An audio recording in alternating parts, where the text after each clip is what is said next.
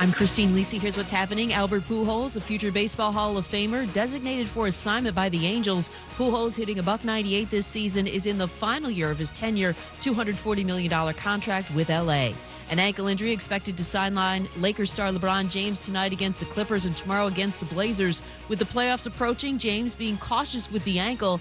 The defending champs not good enough to go up against some of the best in the West this postseason, believes ESPN NBA analyst Jordan Schultz. They have a really good team on paper, but when you're talking about beating Utah, for example, in a prolonged series, or the Clippers, who are elite offensively, you're going to have to be able to score with these teams. So I'm concerned if I'm a Laker fan because I don't think you have really enough on either end, especially offensively, to keep pace with those elite teams. Jordan Schultz on the Max Kellerman Show. The Rangers hit with a $250,000 fine by the NHL after they called for the firing of Department of Player Safety head George Peros. He fined but did not suspend Capitals forward Tom Wilson for his actions in Monday night's game. With no fees or minimums on checking and savings accounts, and an app that lets you bank anytime, anywhere, choosing Capital One is like the easiest decision in the history of decisions. That's banking reimagined. What's in your wallet? Terms apply. Capital One NA, member FDIC. Matt Moscona. I'm very important. After further review. Say it one more time. After further review with Matt Moscona. And here we go. ESPN Baton Rouge, New Orleans, Alexandria. Live from the Mercedes-Benz of Baton Rouge studios. That's right.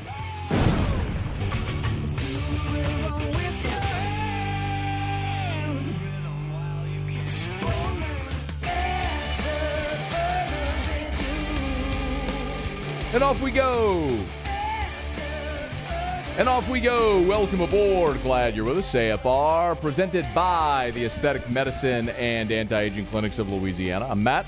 Love you, Matt. Paul O'Neill. They're chanting Paul O'Neill's name. Musso. And Mr. Toby Tomplett.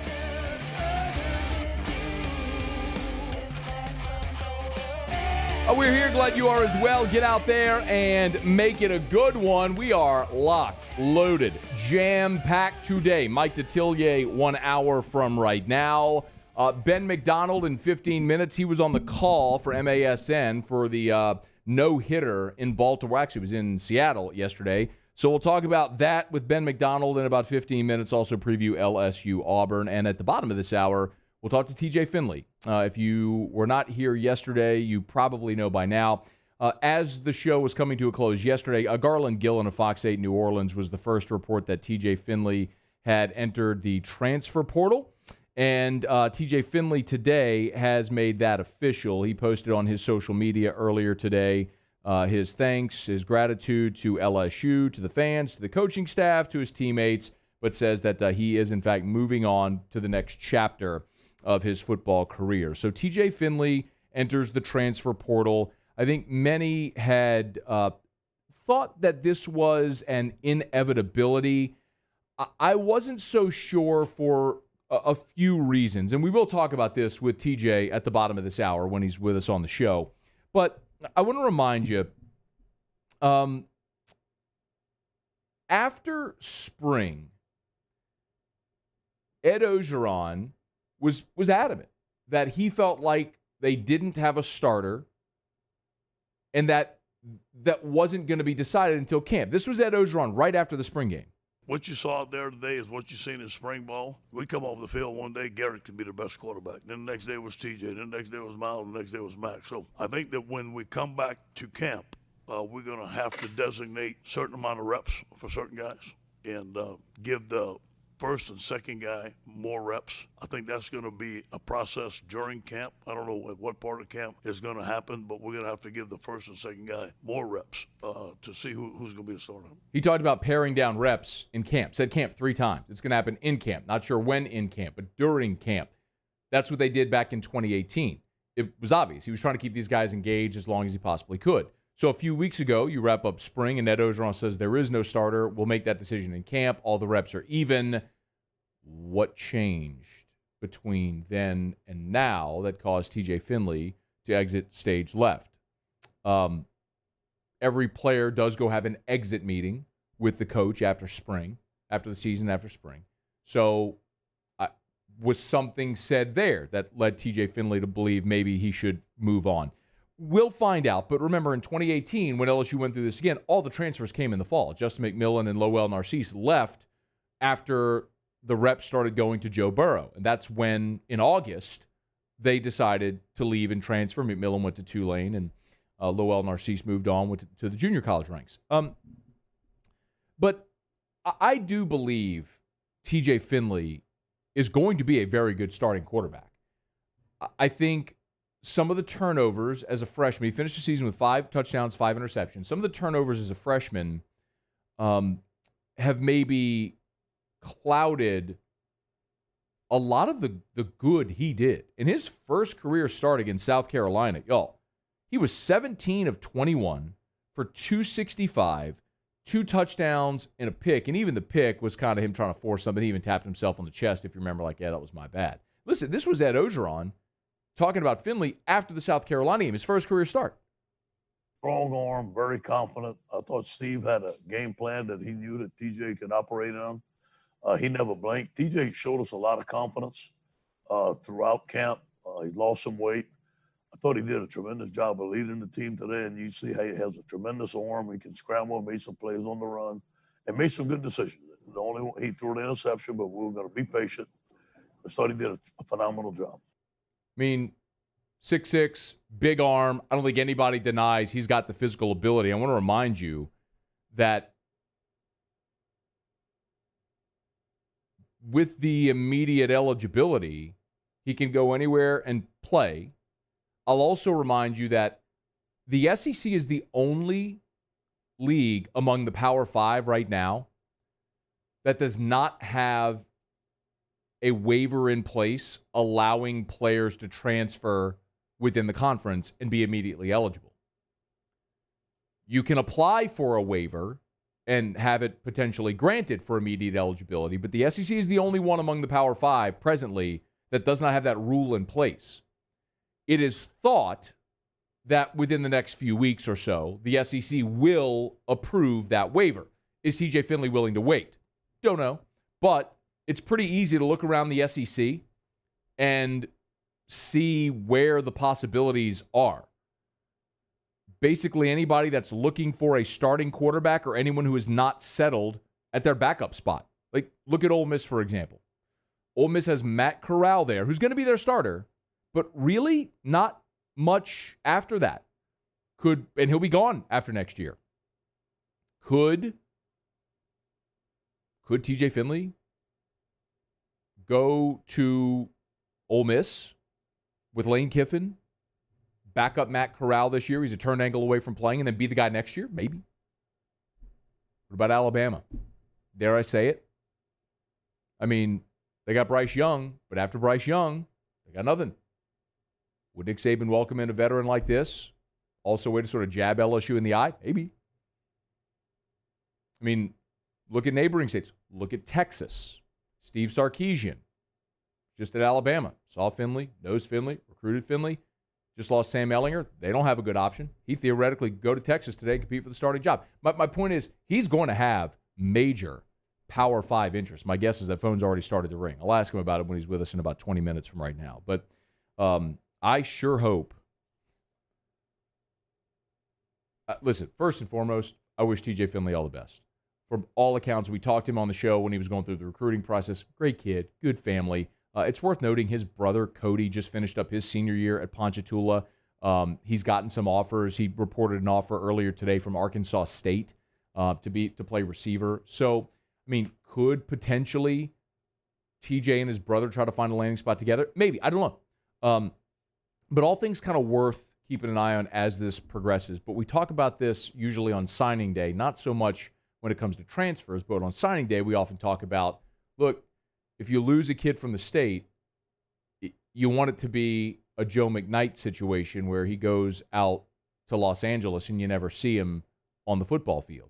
What you don't want is Devontae Smith, who goes to Alabama and you have to play him every year. So we'll see where TJ Finley lands. I think he's got poise. He's got the big arm. He's Got a lot of raw ability, obviously, and I think he's going to be a really good college quarterback wherever that'll be. I can't say that I'm terribly surprised that LSU's losing a quarterback. I think we all figured that room would thin at some point. I am surprised it happened when it did. We'll try to get some answers on that when TJ Finley's with us here in about 20 minutes. All right, it's After Further Review brought to you by Hudco Roofing, HudcoRoofing.com. Giant hailstorm in the area a couple of weeks ago, in particular in Ascension Parish, Prairieville, Geismar, Dutchtown, that whole area over there. If you're in Ascension Parish, give us a call at Hudco. Love to come give you a no-obligation free roof inspection. And the thing more than any other that I would tell you is please, please, please, please ignore the door knockers and ignore the out-of-state roofing companies. They are here. I see them every single day, and it's unfortunate when it happens. But these opportunistic roofing companies come in town from out of state, and they're not from here. They're not going to be here long. And they knock on doors, try to get on your roof and get a claim approved and push it through, and they're not going to be here for the long haul. We will. Hudco Roofing has been in business in Louisiana for more than 20 years, up in the Shreveport-Bossier area. Moved down to here, South Louisiana. Me and Ryan Terrio, our partners Richard Tilley, Sam Hay, Jeff Hudson, John Michael Garcia. Awesome people. Louisianians that use Louisiana products. Every shingle that we nail is a CertainTeed shingle manufactured in Shreveport. Supporting Louisiana companies, Louisiana jobs, with Louisiana people. It's Hudco Roofing, HudcoRoofing.com. Call for a free, no-obligation inspection, or you can always log on to the website. And if nothing else, you can go to the website just to look at Terrio and me on the homepage at HudcoRoofing.com. HudcoRoofing.com, hit the contact tab at the top right, or there's a chat bubble bottom right. If that's easy, if you want to text, you can text. Just use the little chat bubble on the bottom right tab. You'll be texting with one of our associates right away. Hudco Roofing and HudcoRoofing.com. All right, it's After Further Review. Let's head up to Baltimore. Ben McDonald was on the call for the no-no yesterday in Seattle, but for the Baltimore Orioles. We'll talk to him about it and some LSU Auburn when we come back. It's AFR. AFR. Bayou Ford is open for business, and we want to earn your business. Stop in and see our selection of the latest Ford cars and trucks, as well as a variety of quality pre-owned vehicles, with prices starting as low as $5,000. Bayou Ford will get you the transparent information you're looking for, and when you're ready to purchase your new vehicle, provide the professional service you deserve. Located off I-10 on Belterre Boulevard in LaPlace. If you need sales, service, or fleet, the crew at Bayou Ford is going to do right by you. Yo, Jacob Hester here for Patient Plus Urgent Care Center, the place that can be at your convenience during those inconvenient times. I know they've been that for me. I've got 4 boys, right? So sometimes stitches happen, and they have 6 convenient locations, one close to you to be able to be convenient for you. Remember, you can also check in online. PatientPlusUC.com is the website. That way you skip the line as well. Patient Plus Urgent Care Center, get in and get better. Oh, hey, what's up? It's Big V and Bubba, 100.7 The Tiger Morning Show. We'd love for you to join us every weekday, 4 a.m. till 9 a.m. Yeah, everything you want in a show. Country music. We got laughs. We got celebrity in-studio guests. We just need you. Join us every weekday morning, 4 a.m. to 9 a.m., right where it all started. That's right. Louisiana's country station, 100.7 The Tiger. At Corvette Toyota in Opelousas, Happy Town, USA, $2,000 can get you into a new RAV4 for $329 per month. That's $329 per month. So come on down to Happy Town. That's Corvette Toyota in Opelousas, Happy Town, USA.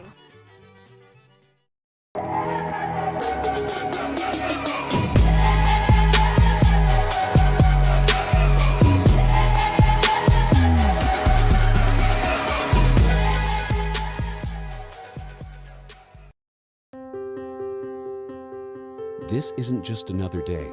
It's so much more. Kelly's life was put on hold when her auctioneer primary care doctor discovered a rare blood disorder. Her doctor connected her to an auctioneer care team of cancer, heart, and kidney specialists.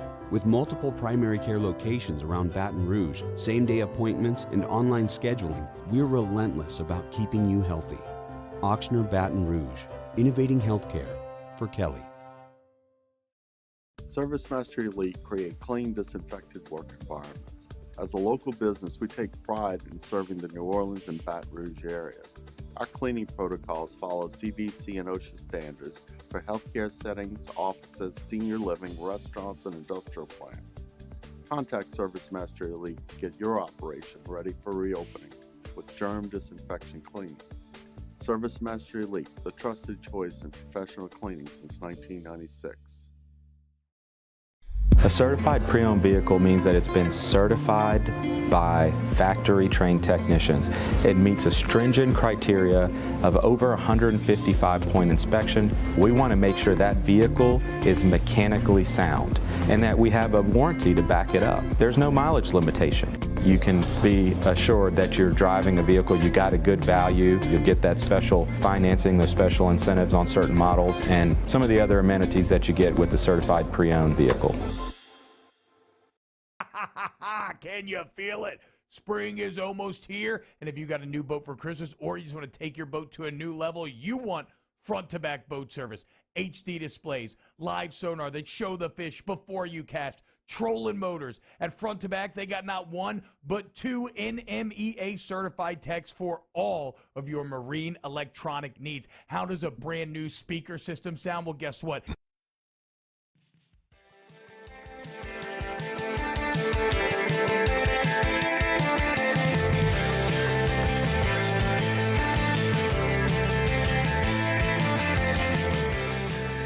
After further review with Matt Moscona, presented by the Aesthetic Medicine and Anti-Aging Clinics of Louisiana, Baton Rouge, Lafayette, and online at theantiagingclinics.com. ESPN Baton Rouge, New Orleans, Alexandria. So it comes down to J.P. Crawford. First pitch swinging, line drive, he's done it. John Means has no hit. The Mariners and the Orioles mob him. The first no-hitter for the Orioles in 30 years. As seen and heard on MASN, on that call for the Orioles no-hitter yesterday, John Means, our good friend Ben McDonald, part of the TV broadcast there for the Baltimore Orioles, good enough to join us for a couple of minutes here. Ben, great to have you as always, man. How are you? Good. How are you? Doing really well, man. They said first no-hitter for the Orioles in 30 years. I went back and looked it up. 1991, July 13th to be exact. The Orioles threw a combined no-hitter. Now, Ben McDonald was not part of that combined no-hitter. However you were on the team, what's it like? How does it compare being a player watching a no-hitter and being a broadcaster yesterday on the call?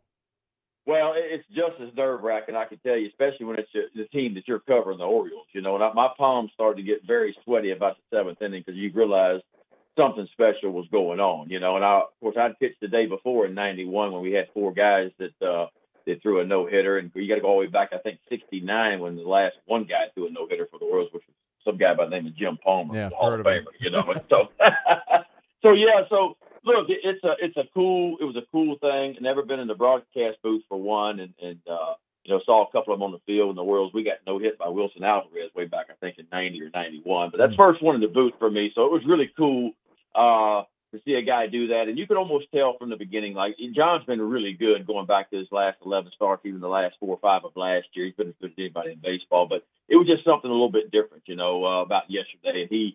And it was as dominant as you're going to see. There weren't hardly any hard hit balls at all. He commanded his fastball through the changeup like he always does, a couple breaking balls that he mixed in, 2 different breaking balls. But it was fun to be a part of. You were calling the game, though, from Baltimore, and the no-hitter happened in Seattle. What was that like, kind of emotionally, seeing something special unfold but not actually being in the park? Well, it's different, we had to do that last year, and going to do it again this year, and hopefully next year we'll get to travel. Of course, for the teams in town, you'll call it regular. When they go on the road, you'll just kind of sit with a couple of monitors, big monitors, and all kinds of other little cameras that you have to get the best angles. But it's difficult because sometimes you can't tell where the ball's hit.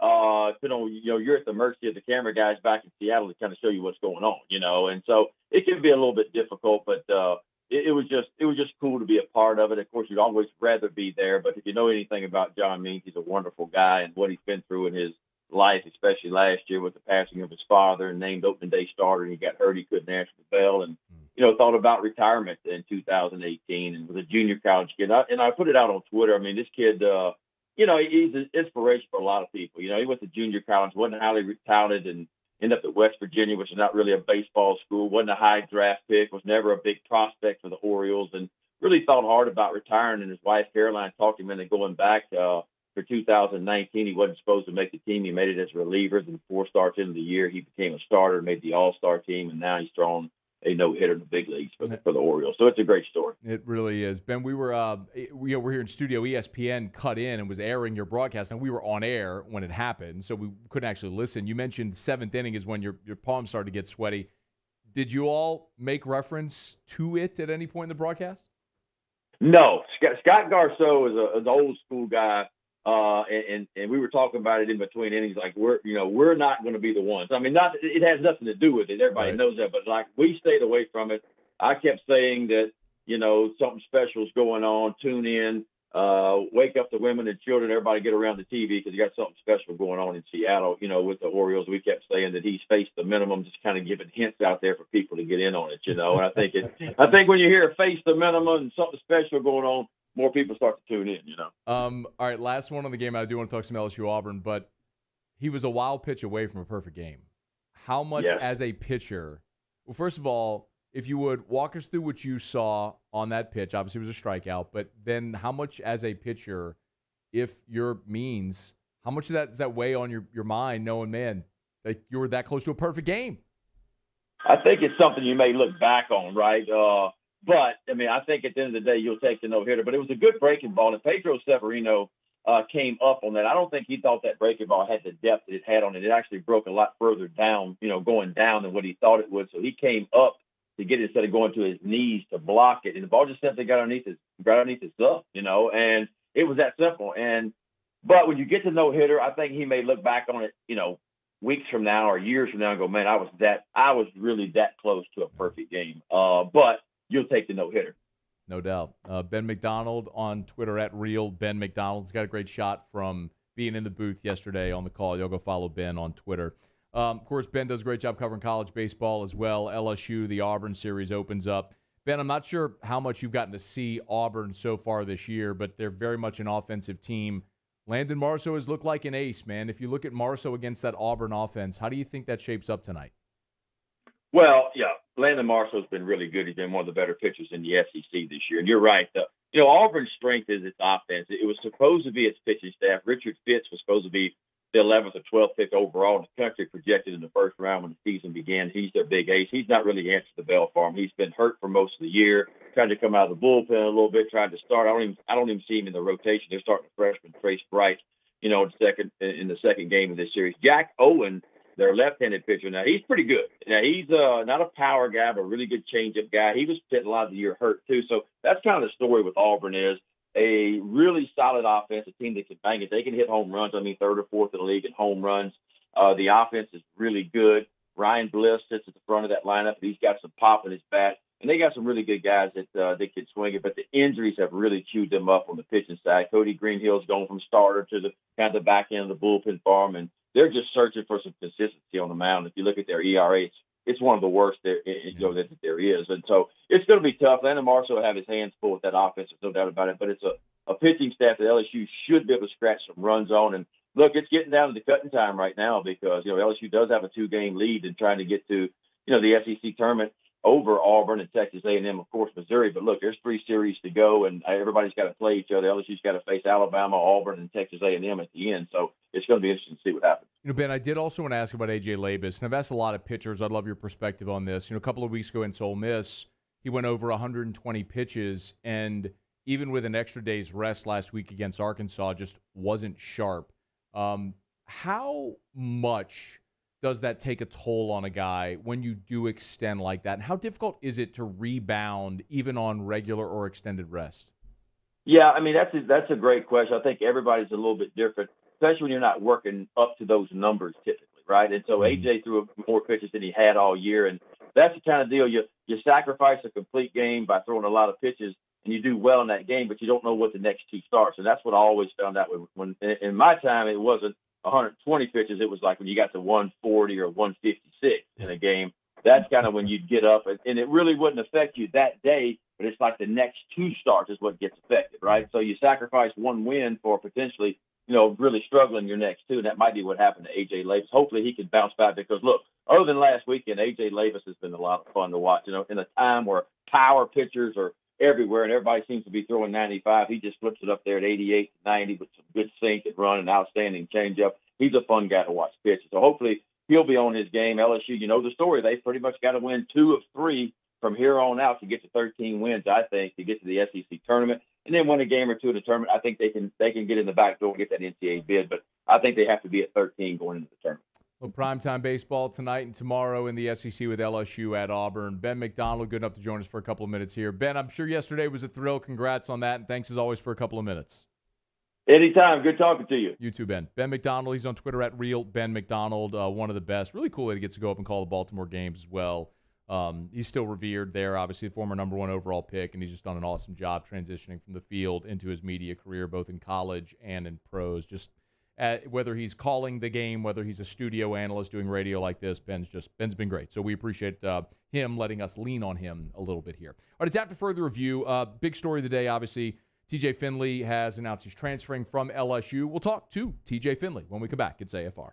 AFR. Brought to you by Darren James and Associates, powered by eXp Realty. Every home listed by every company, all in one place, agent225.com. If you are even thinking about listing your home, if you have ever thought about listing your home, there is literally and has literally not been a better time than right now, because it is such a seller's market right now that sellers are getting even over ask in many instances. And the reason that you need to call Darren James, and you could say, well, then look, I could just list it myself. 73% of people that list their home for sale by owner end up hiring a realtor anyway for a lot of different reasons. Maybe you don't know about inspection dates or closing dates or final walkthrough dates or who even you use to close or any of that stuff. Let Darren James take care of everything and tap into Darren's network of buyers. He could possibly sell your home off market without even having to go through the hassle of listing.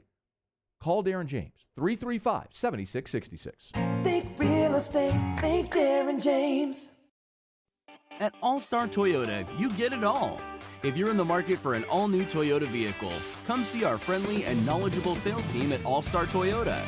Located in Baton Rouge at the corner of Airline and Goodwood, we've been serving our community since 2005 by offering a large selection of new Toyota cars, trucks, and SUVs. Get behind the wheel of your dream car and take a test drive at All-Star Toyota today. Gulf Coast Bank and Trust is giving our customers the power to bank anywhere, anytime during this challenging event. And we're right there with you. Our mobile banking app is a smart way to manage your money and time. Gulf Coast Bank and Trust, the bank that cares about you. 50 years ago on Easter Sunday, Breck's Baton Rouge Zoo proudly opened our doors, and we've been hopping ever since. 5 decades of connecting people with animals, teaching our community about the problems facing wildlife and how we can help, and working with zoos across the world to protect endangered species. Today, our future is taking flight by stretching the possibilities of what your zoo can become, while we keep it fun and affordable for everyone. Thanks for coming along. Starting in 1974, Central Plumbing has served Baton Rouge and surrounding areas for all of their plumbing needs. Through these tough and trying times, we want you to remember that the Payne family is here to continue to support and serve you. As a multi-generational business, there is no job that is too big or too small. Residential, commercial, industrial, hospitality, we're here for anything you need. 24/7, 365. Give us a call, 225-925-8552. It's no secret. The best oysters in Baton Rouge are at Jolie Pearl Oyster Bar. Enjoy mouth-watering South Louisiana flavor and oysters from all over the country. And don't forget our nightly drink specials.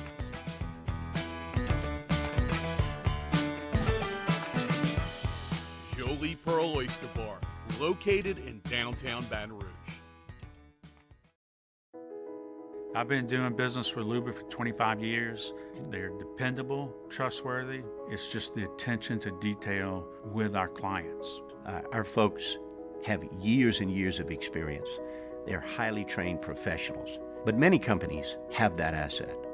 What I'd like to think makes Luba a bit different is that we use those talents in a way that truly is dedicated to serving the needs of the folks who depend on us. No matter what type of exercise you like to do, let Spectrum Fitness be a part of your exercise routine. Our low monthly rates and variety of choices will keep you moving toward your fitness goals. Come by and check us out today. Spectrum Fitness and Medical Wellness. Live life fit.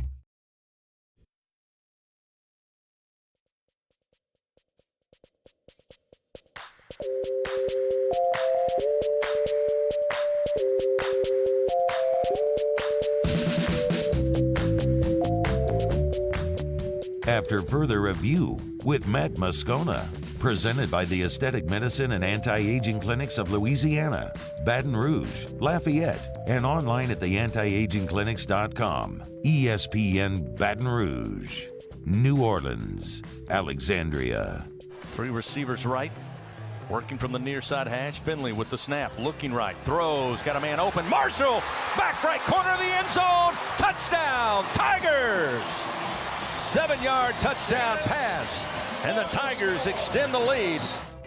First career touchdown pass for TJ Finley against South Carolina this past October. He would spend one season in Baton Rouge, announcing today that TJ Finley transferring out of the LSU football program. And TJ Finley's good enough to join us for a couple of minutes. TJ, thanks for the time, man. How are you? I'm doing well. How are you? I'm good. Probably less busy today than you are. I'm guessing your phone blowing up with people like me texting you early in the morning to see if you can come on a radio show, stuff like that. Absolutely.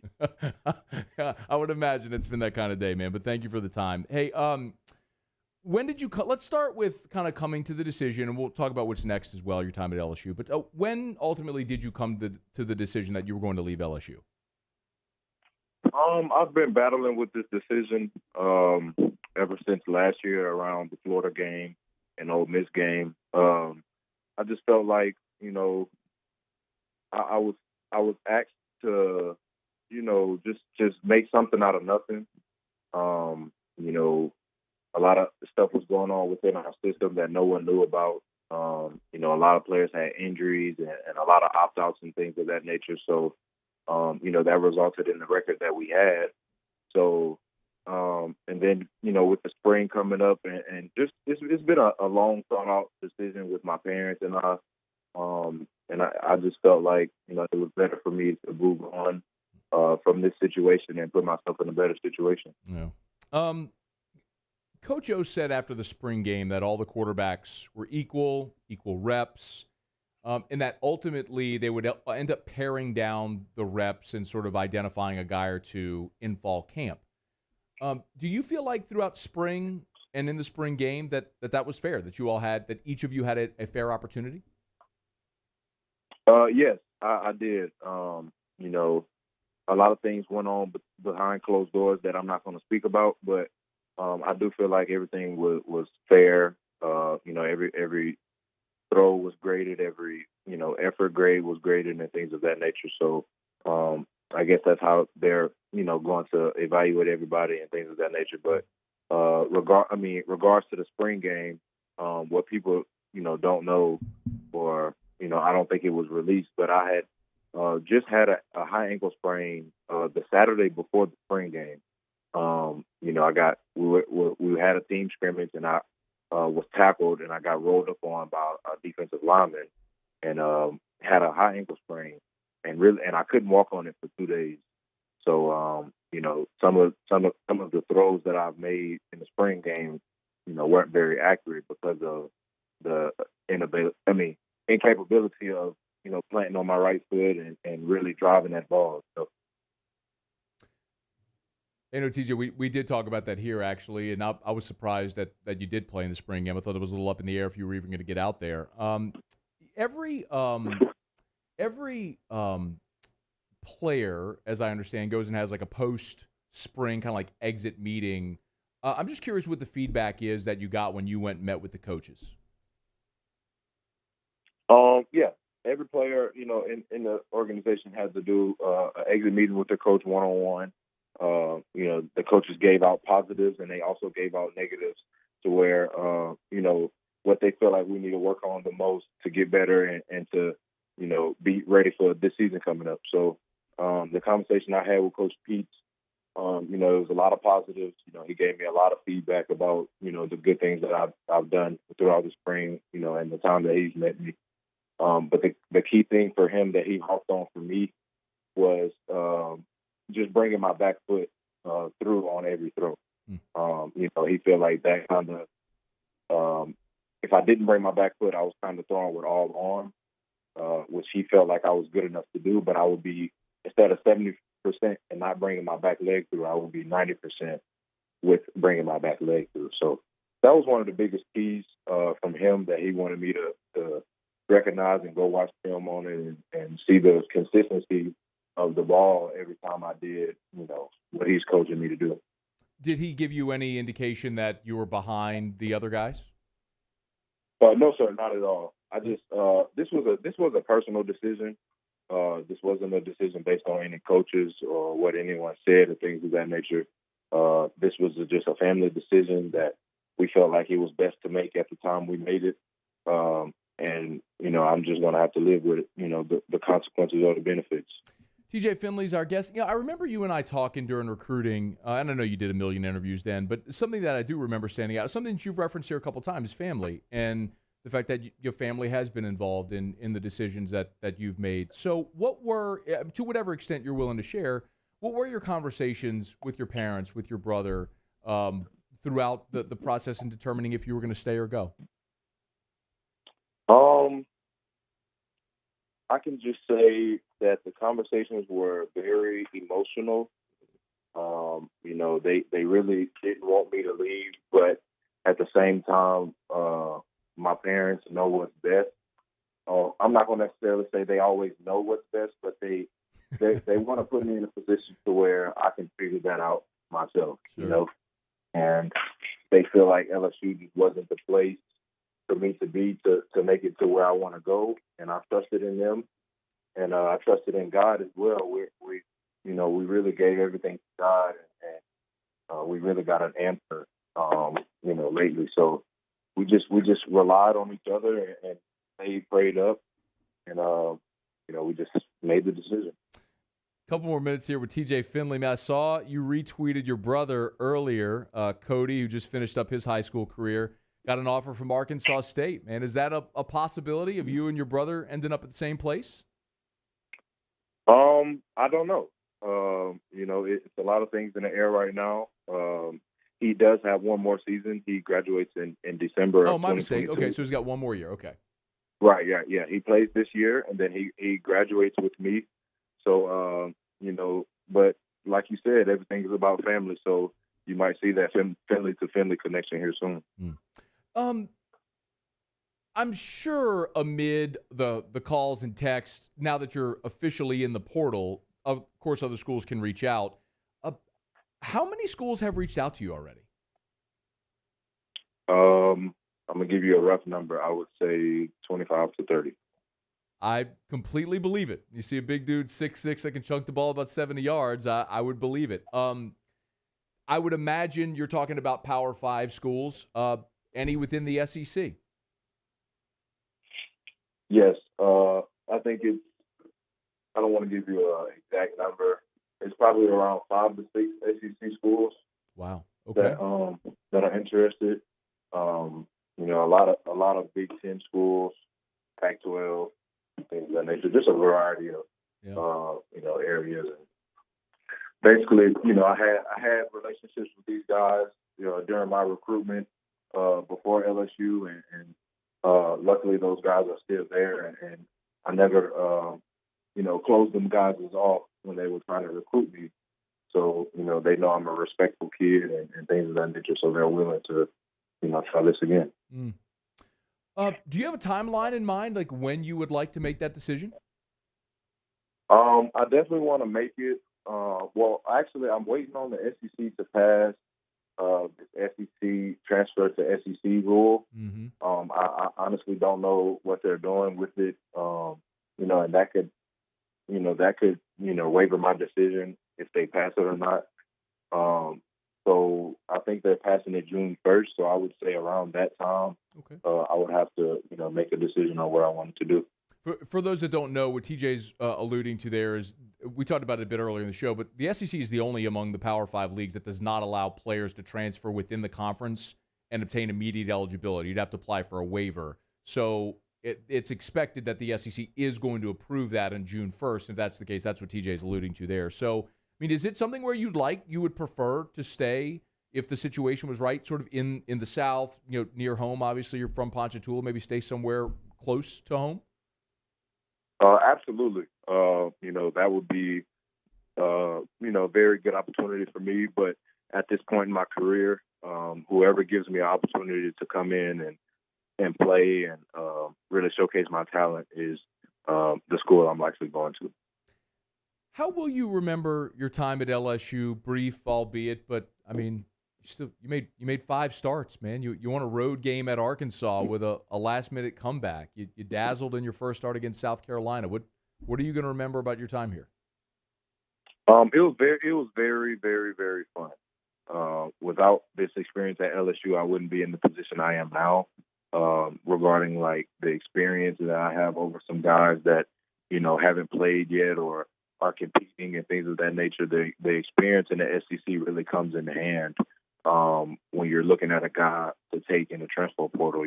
So that experience really helps me moving along. But the main thing I'll remember at LSU is the friends and the brotherhood that I created at LSU in the locker room with them guys. I will forever cherish the moments that we had in the locker room and even outside of the locker room. So, we've all talked. I've talked to some of the guys that I, got a hold to, but that would be the most thing that I'm gonna miss, the most.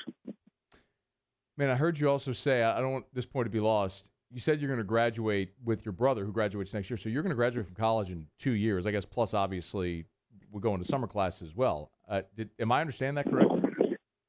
Absolutely. Yeah, I'm planning on graduating in 3.5 years. I already have 3 semesters down. I think I have like 4 or 5 left, which is, it should equal out to 3.5 years total of college. That's crazy, man. I mean, that's maybe more impressive than throwing the ball 75 yards for all of us who maybe struggle through college a little bit more, man. What's your major in? What do you want to do when you're done playing? It's business right now. I don't know what specific area. For right now, it's going to be business. I just want to be an entrepreneur and learn how to manage money. Because if the Lord, grants me with the opportunity to get in the NFL, then, I really want to know how to manage my money and put it in the right places. TJ Finley, man, always impressive, even when you would come on as a high school recruit and all. I think I speak for a lot of people. They wish you nothing but the absolute best wherever the future takes you, man. All the best. We'll stay in touch, okay? Yes, sir. Thank you. I appreciate you for having me. It's our pleasure. That is TJ Finley. Y'all follow him on Twitter. He's on Twitter at TJ_Finley1. I thought it was interesting. Let me break. We'll come back and react to that. It's After Further Review, brought to you by the Aesthetic Medicine and Anti-Aging Clinics of Louisiana. We'll wrap up hour number 1, and Mike Detillier in 17 minutes. Stay here.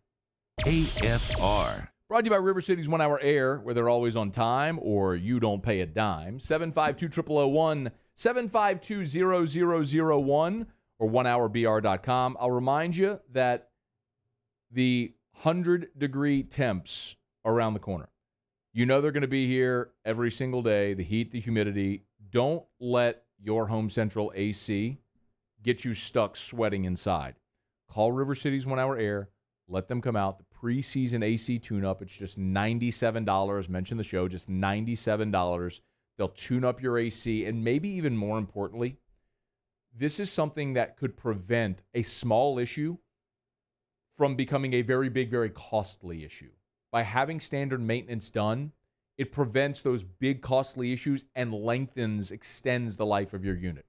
River City's 1 Hour Air. 752-0001 or 1hourbr.com, where they're always on time or you don't pay a dime. I've been doing business with Luba for 25 years. They're dependable, trustworthy. It's just the attention to detail with our clients.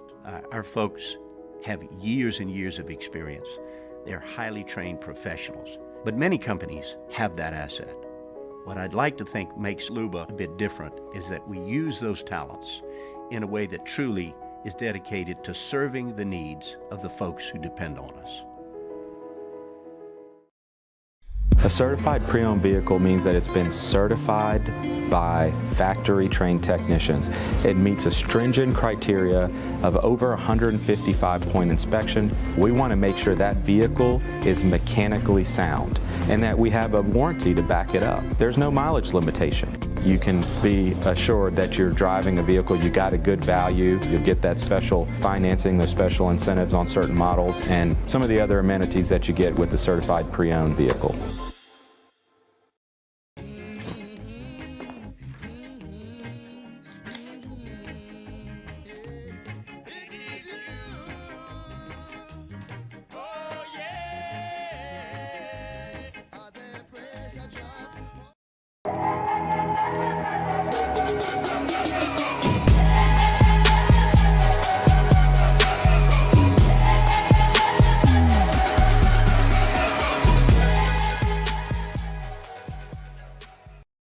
Have you been issued a ticket for texting, speeding, or other traffic violations? Have you made a mistake? We all have. You're not a bad person. Call the law offices of O.C. Brown at 225-343-1111 or connect with us online at ocbrown.com. Bayou Ford is open for business, and we want to earn your business. Stop in and see our selection of the latest Ford cars and trucks, as well as a variety of quality pre-owned vehicles, with prices starting as low as $5,000. Bayou Ford will get you the transparent information you're looking for, and when you're ready to purchase your new vehicle, provide the professional service you deserve. Located off I-10 on Belterre Boulevard in LaPlace. If you need sales, service, or fleet, the crew at Bayou Ford is going to do right by you. Are you a licensed contractor? There's lots of good contractors in Louisiana doing work the right way, but unfortunately, too many unlicensed contractors are working outside the licensing requirements. Working as a contractor in Louisiana requires a license for the company doing the work. The Louisiana State Licensing Board for Contractors wants to help you get licensed to allow you to conduct work legally. It's not difficult to get the license. We can help you. Go to lacontractor.org for more information. Licensed contractors, it's the law. Sports wouldn't be the same without the die-hard fans. That's why we're highlighting the fans that do the most. 104.5 ESPN Baton Rouge brings you the Citizens Bank.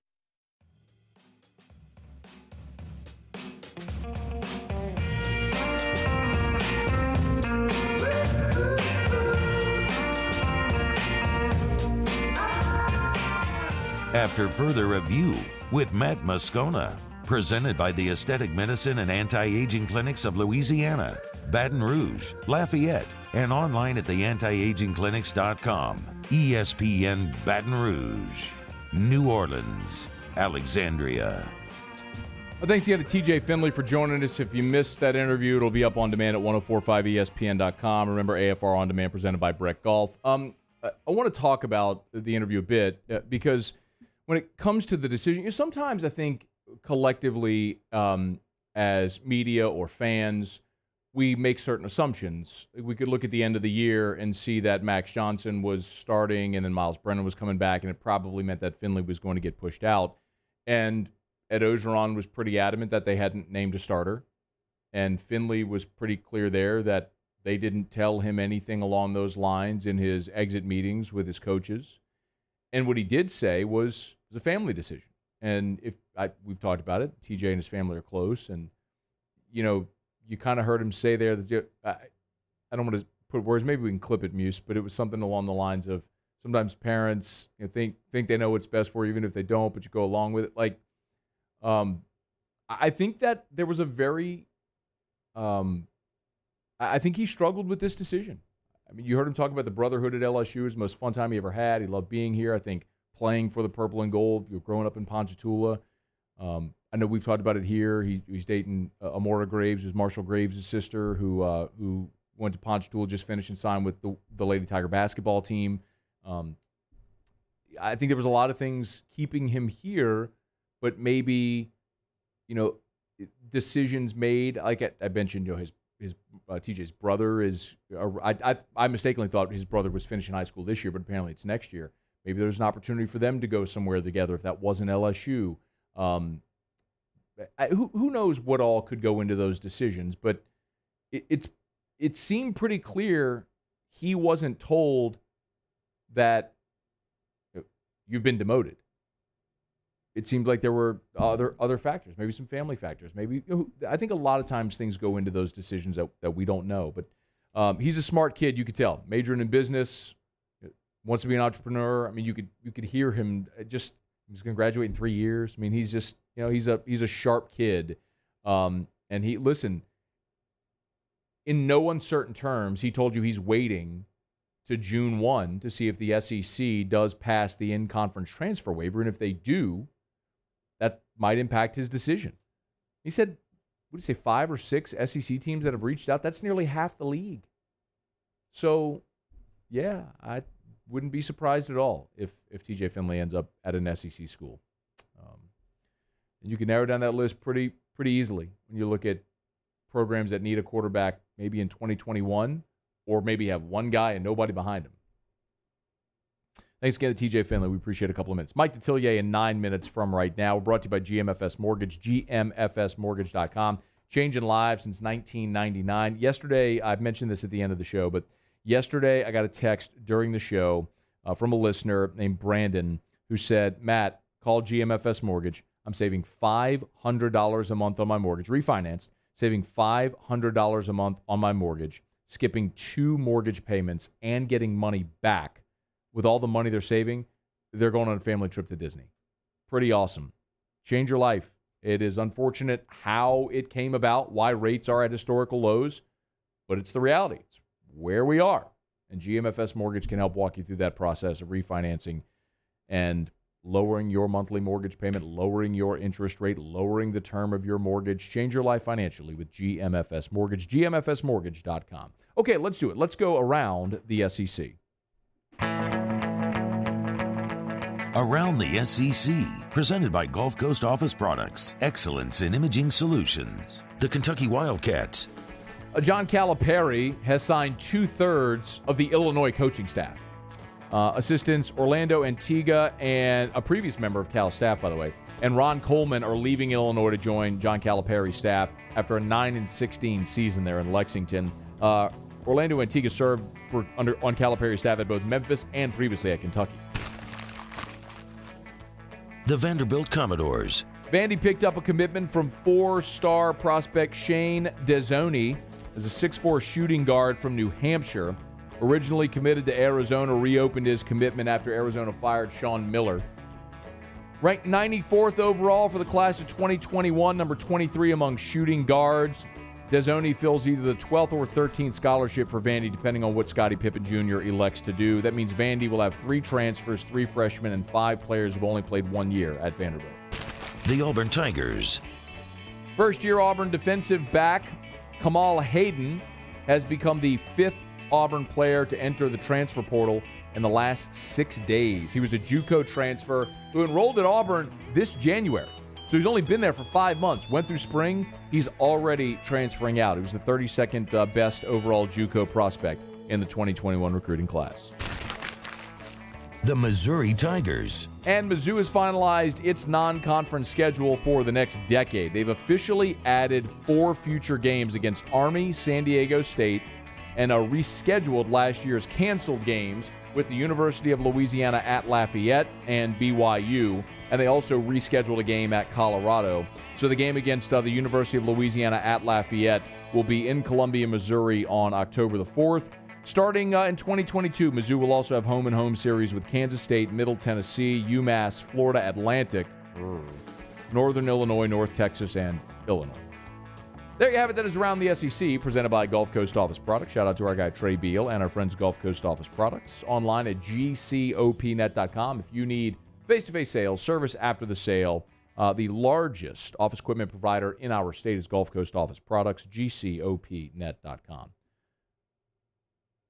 Missouri has future home-and-home series with Middle Tennessee, UMass, FAU, Northern Illinois, and North Texas.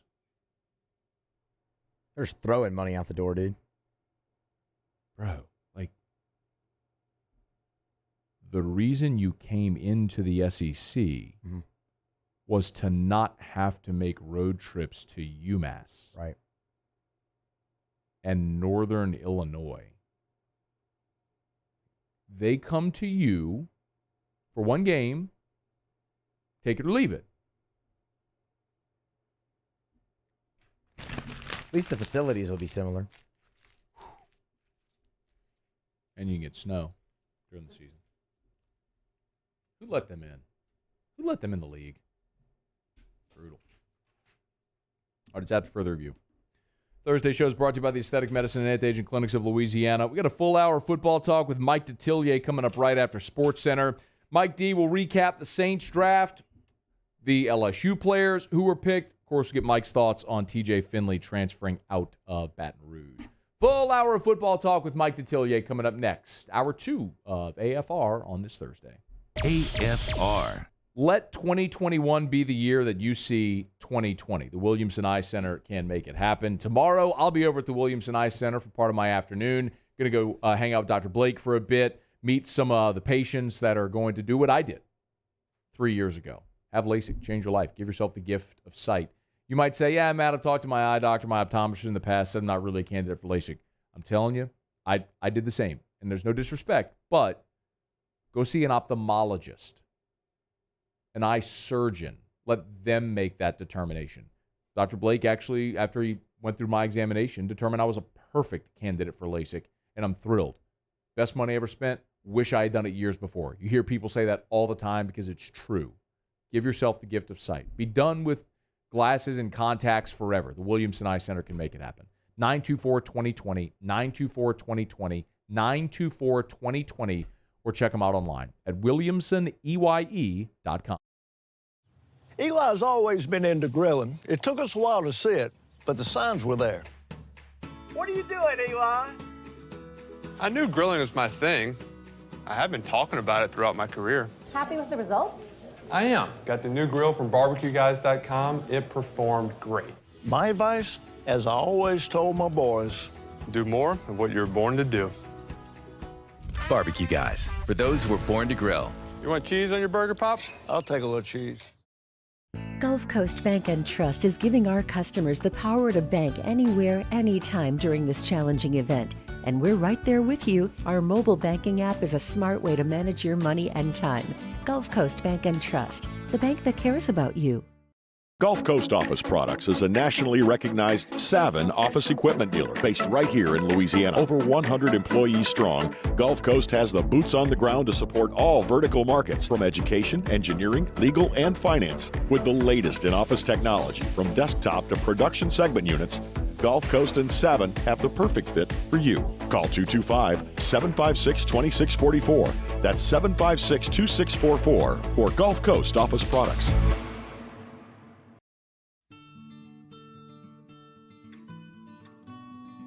This is a house call. This is a follow-up appointment. This is a diabetes checkup. This isn't just more convenient care, it's more advanced care. This is innovating healthcare at Louisiana's #1 hospital, Auctioner. I'm Jay Ducote. I grew up learning how to cook at LSU tailgate parties and right in my own backyard. And I created JD's Louisiana products to bring that Louisiana flavor to you at home for your backyard cookout. JD's Louisiana barbecue sauce, Louisiana molasses mustard, spicy and sweet barbecue rub, and more are available at your local supermarkets or by logging on to jducote.com/shop. Put in promo code CST for 25% off at checkout. ServiceMaster Elite create clean, disinfected work environments. As a local business, we take pride in serving the New Orleans and Baton Rouge areas. Our cleaning protocols follow CDC and OSHA standards for healthcare settings, offices, senior living, restaurants, and industrial plants. Contact ServiceMaster Elite to get your operation ready for reopening with germ disinfection cleaning. ServiceMaster Elite, the trusted choice in professional cleaning since 1996. Have you been issued a ticket for texting, speeding, or other traffic violations? Have you made a mistake? We all have. You're not a bad person. Call the law offices of O.C. Brown at 225-343-1111 or connect with us online at ocbrown.com.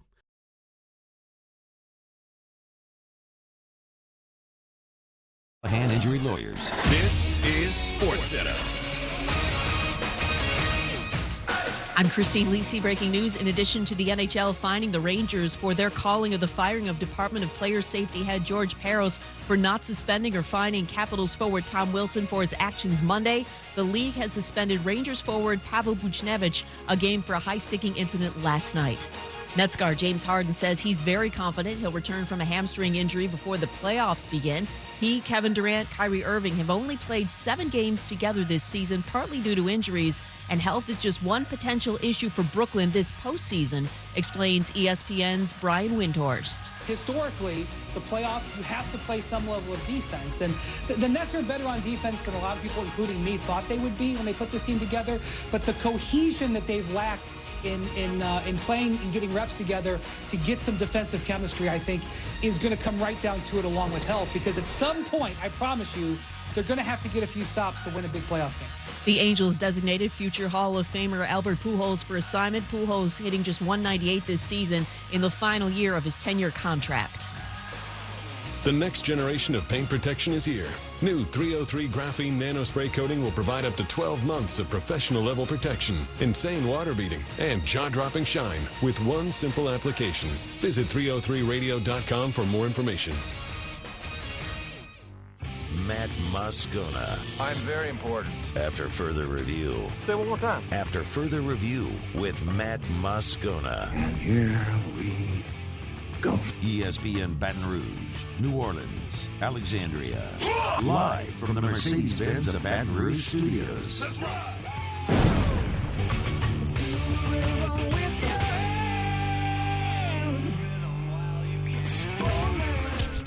After further review, our weekly talk with Mike Detillier is brought to you by the one and only New Orleans original, Cesarac Rye Whiskey. I just soon ride that horse until it throws me.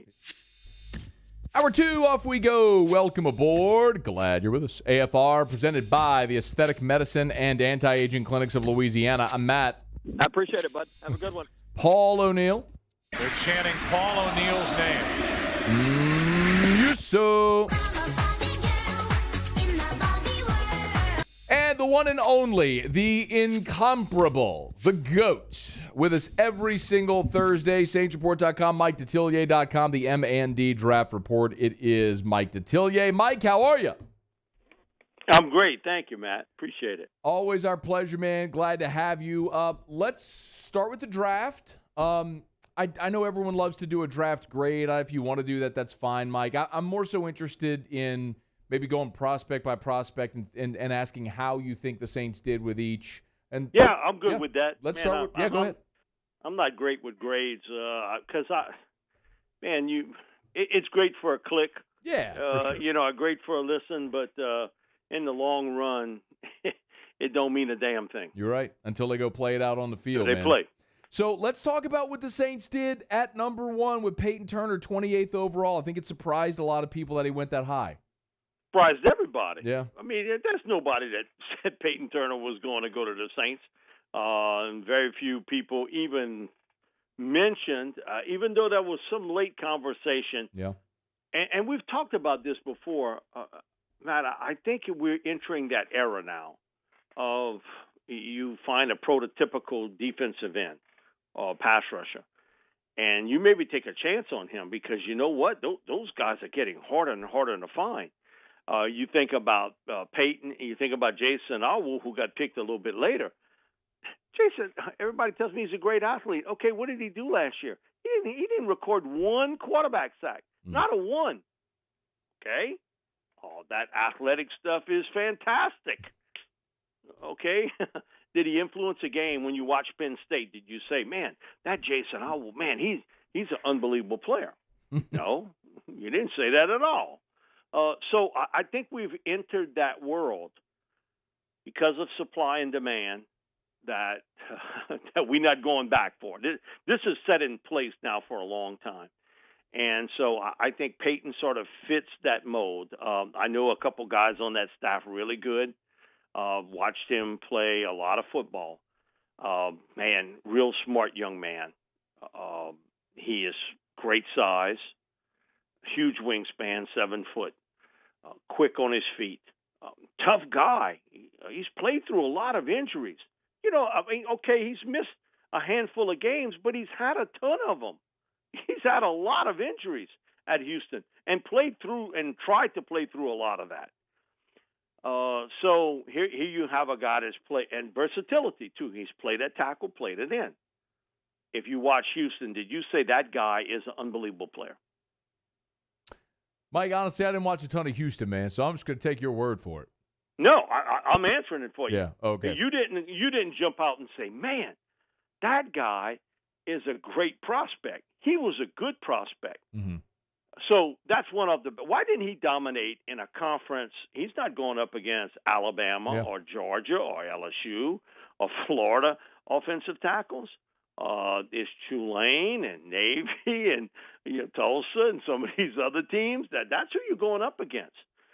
Now, partially, and this is part 2 of it, and why I downgraded him a little bit because of it. I knew the injury part with him. That, he tears up a knee as a senior in high school, and he's had injuries. As a junior, 2 broken hands. Okay, you can't do anything about it, but how the hell are you playing defensive line? You can't use your hands. Right. Last year, a calf strain and a hamstring that he was playing with. But I give him credit. He tried to play through all that. He had a quad injury one year. He had a shoulder injury the next year. He played through that. I think he just missed maybe 3 or 4 games his entire career. But my thing about it is, I'm a big believer in this. You start to mount those injuries up, and that follows you. You're playing 17 games now in the NFL. Mm-hmm. You ain't playing 9 or 10 or 12. You're playing 17. The big question mark with Peyton is not going to be talent. It's going to be availability. Can he play? Because he's going to try to play through every injury he's got. He's that type of guy. Really a super intelligent guy, and I can understand how you fall in love with him as a player. But I have a big concern about guys who have been nicked up. I really do. It's just something in the back of my mind that seemingly follows players. And immediately where the Saints are going to try to use him, and that is inside at defensive tackle. Partially is Ryan Nielsen brought this up a couple years back at Louisiana Line Camp that, about the NASCAR package. And he sort of explained that, our dealers should try to get the best 4 pass rushers on the field in obvious pass rush situations. So with that in mind, you'd have Davenport and Granderson, if they're both healthy, would play in. Cameron Jordan, Peyton, inside to play defensive tackle. And see, hey, okay, block those 4 guys. Let's see how good you are. That's going to have quite a mismatch. And you can mix and match now with certain players and just alignments. But I think right off the bat, that's where you're going to see him being played. And this isn't really, to a certain extent, I guess it's a shot over the bow of Marcus Davenport. But, again, he was a guy, too, nicked up. Yep. It's not that he's not talented. He's hurt a lot. And so availability comes into play. You don't have Trey Hendrickson.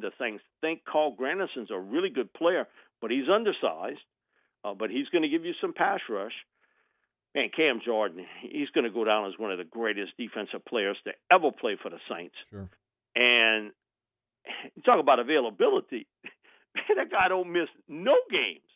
And he's playing over 90% of the snaps. But, listen, in any profession, you get up in age. And so this is a pick for the future and a pick for the present. Understanding Davenport's injuries are every year. And Hendrickson's spot needs to be filled. And somewhere down the line, it's going to be that way with Cam, that, Father Time is also going to catch him. But, my thing about it is this is what we, I think, should get used to if you cover the NFL. That pass rushers, edge-wise, man, they few and far between. When you got a chance to pick them, you pick them. Even sometimes selecting them maybe above where you might think they should go. Yeah. And I think that's happened. That has happened to Jason Owat. It happened to Peyton Turner. Exactly that. That you knew that was going to be a spot, not for an immediate starter, but for a player that somewhere down the line you hope can stay healthy and fill into that big body. Because, man, when you look at him, he is a tall drink of water. I mean, he's a big, tall guy. And with that arm spread, you just hope that maybe, nothing breaks down. And what I'm more concerned about anything from the waist down, when you start picking up that type of weight, if it's not good weight, then you start to get problems with the hamstrings, the calves, the ankle, the knees, everything else. So it surprised me like it surprised everybody else. I'll be honest with you. I didn't think he'd go that high in the draft. I understand this RAS that's not new. They've been using that system since the late 80s in that raw athletic skills. That's been something that's been in place, and he's got it. Now can he stay healthy, and can he turn being healthy and potential into production? We'll start to get that answer when the Saints hit the field. Mike D's with us. What about the rest of the draft class? Saints went heavy on defense the first 2 days. We'll talk to Mike about that when we come back. Glad you're here. It's AFR. Mike's Chat's brought to you by Sazerac Rye. Stick around. AFR. Imagine you're redoing your outside, trying to make this beautiful show place. And you got to redo the fence, and you got to dig a pool. And on the day that your fence guy shows up, the pool guys are there, but they've got big excavators, and they're blocking the driveway, and your fence guy can't get up. And so now you've got to delay the fence guy and redo schedules, and you have a nightmare. See, with Pinnacle Exterior Construction, you don't have to worry about that, because Pinnacle digs their own pools. They seal it. They pump it. They also do fences and decks and bulkheads. So you have one company controlling the schedule of all of the different crews. That's how you have a more efficient job. That's how the crews are in and out, and your backyard is a showplace. Pools, outdoor kitchens, fences, decks, bulkheads. Pinnacle Exterior Construction does it all. Call for a free consultation or go to pecbuilt.com. Gulf Coast Office Products is a nationally recognized Savin office equipment dealer based right here in Louisiana. Over 100 employees strong, Gulf Coast has the boots on the ground to support all vertical markets, from education, engineering, legal, and finance. With the latest in office technology, from desktop to production segment units, Gulf Coast and Savin have the perfect fit for you. Call 225-756-2644. That's 756-2644 for Gulf Coast Office Products. Bayou Ford is open for business, and we want to earn your business. Stop in and see our selection of the latest Ford cars and trucks, as well as a variety of quality pre-owned vehicles, with prices starting as low as $5,000. Bayou Ford will get you the transparent information you're looking for, and when you're ready to purchase your new vehicle, provide the professional service you deserve. Located off I-10 on Belterre Boulevard in LaPlace. If you need sales, service, or fleet, the crew at Bayou Ford is going to do right by you.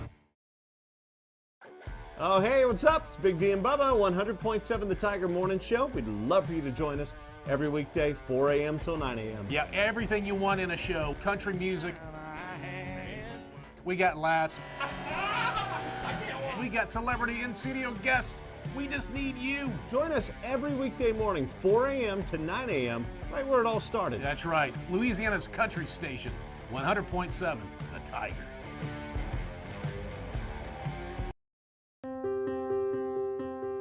This isn't just another day. It's so much more. Kelly's life was put on hold when her auctioneer primary care doctor discovered a rare blood disorder. Her doctor connected her to an auctioneer care team of cancer, heart, and kidney specialists. With multiple primary care locations around Baton Rouge, same-day appointments, and online scheduling, we're relentless about keeping you healthy. Auctioneer Baton Rouge, innovating healthcare for Kelly. Can you feel it?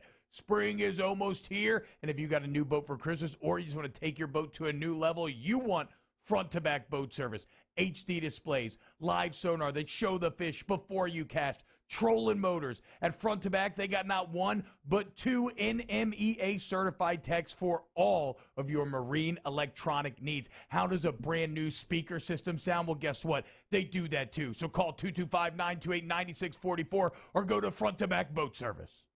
50 years ago on Easter Sunday, Breck's Baton Rouge Zoo proudly opened our doors, and we've been hopping ever since. 5 decades of connecting people with animals, teaching our community about the problems facing wildlife and how we can help, and working with zoos across the world to protect endangered species. Today, our future is taking flight by stretching the possibilities of what your zoo can become, while we keep it fun and affordable for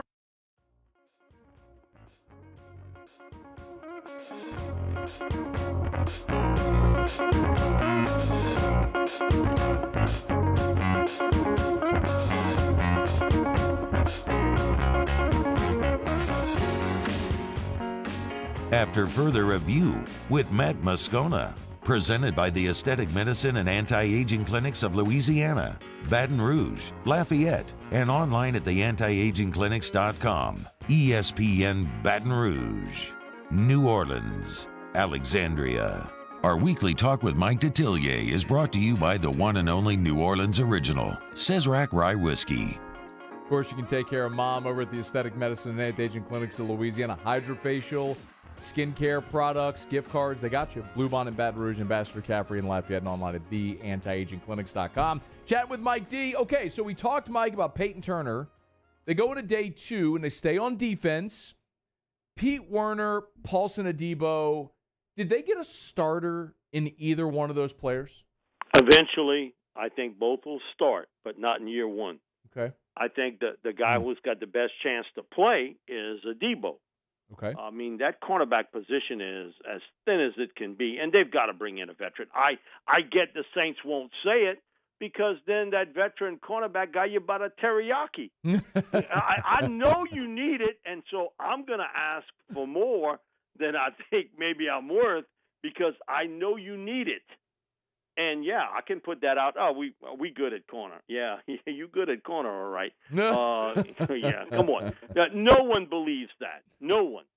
So you're going to have to add a veteran corner and quite possibly 2 veteran corners out of this group. But, Pete Werner, if you were doing a grading scale, when you look at intelligence and instincts, he gets an A. Everything else, B+ guy. He's good against the run. He runs the field well. He's good in pass coverage. He can help you on special teams. 3-year starter at Ohio State. Okay, that's all B+ for me, all across the board in what he can do. And so I think in year 2, this is where he's going to make a run at it because this year Zach Bond should have the advantage. He's there a year. But he didn't have the pass coverage experience that Werner did. Bottom line, all this horse hockey that thrown at you last year about, let me tell you about my film breakdown. Come on, he was an up-the-field guy. They were using him as a pass rusher, and he did short coverage. He wasn't in reverse to do a lot of plays. Werner has. That's a difference into that. And so I think year 2, he's got a chance to play. And he's a good, solid player across the board. And, again, you look at all 3. You talk about being instinctive, being tough, being smart. So, man, listen, there's a certain formula to all that. I scouted Paulson Adebo for another school when he was coming out of Mansfield High School in Texas. He was a track athlete, played a little basketball. He was a receiver. He did play a lot of receiver and certainly played in the secondary. He verbally commits to Notre Dame. And then he makes another visit in January. The next week he goes to Stanford. Okay. South Bend, Indiana in January. Palo Alto, California in January. Easy answer. This is Charlie Sheen like, man. Hey, I'm going to Stanford. Really smart young man. He's built like you would want a cover cornerback to be built. Tall, rangy guy, got a really good wingspan. Okay, he opts out, and man, we got a ton of calls about. I don't like nobody who opts out. Come on, genius, figure this out. He opts out in August when the Pac-12 made the announcement. Oh, we're not playing. Mm-hmm. So all of a sudden in September, when they see the potential of the kind of money that the SEC and the ACC is going to bring in, hey, we back in. Hey, we want that money. Give it back. So you want him to change his mind after you told him you weren't playing. You told him basically, we're not playing this year.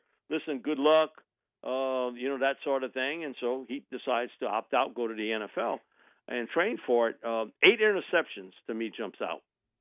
Man, that's a lot of interceptions in a very short college career.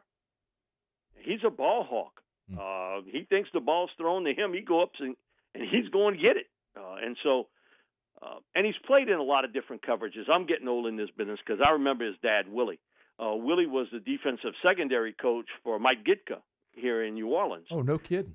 Yeah, that's David's dad. And so Willie was really a really good defensive secondary coach. And so Shaw, he likes those tall cover cornerbacks. They play, he's played all different sets there. They play a lot of zone and off coverage sets. He has played in man. And so, again, a year off, he's going to need a little bit of work as far as getting everything down. But, man, he is talented. Man, Matt, he's talented. And he's a really smart guy. It's a quick pickup for him. And so I like that pick with Paulson Adebo, and in nickel and dime schemes, you're playing a lot of defensive backs. He's got an opportunity to see playing time early. He's on Twitter at Mike Detillier, recapping the Saints draft. Mike, you called it, man. It was in the book. You said it on this show. No pun intended. That the Saints were going to take Ian Book, and I'll be darned they did. So obviously you're not surprised by the pick. Let me ask you to reiterate how you think he fits in on this team, both short and long term. Well, that's why, I've said this before, not just about Ian Book, but about other things. We got to start teaching comprehension more in Louisiana schools. That was no great call on my part. In essence, I heard Sean Payton say it.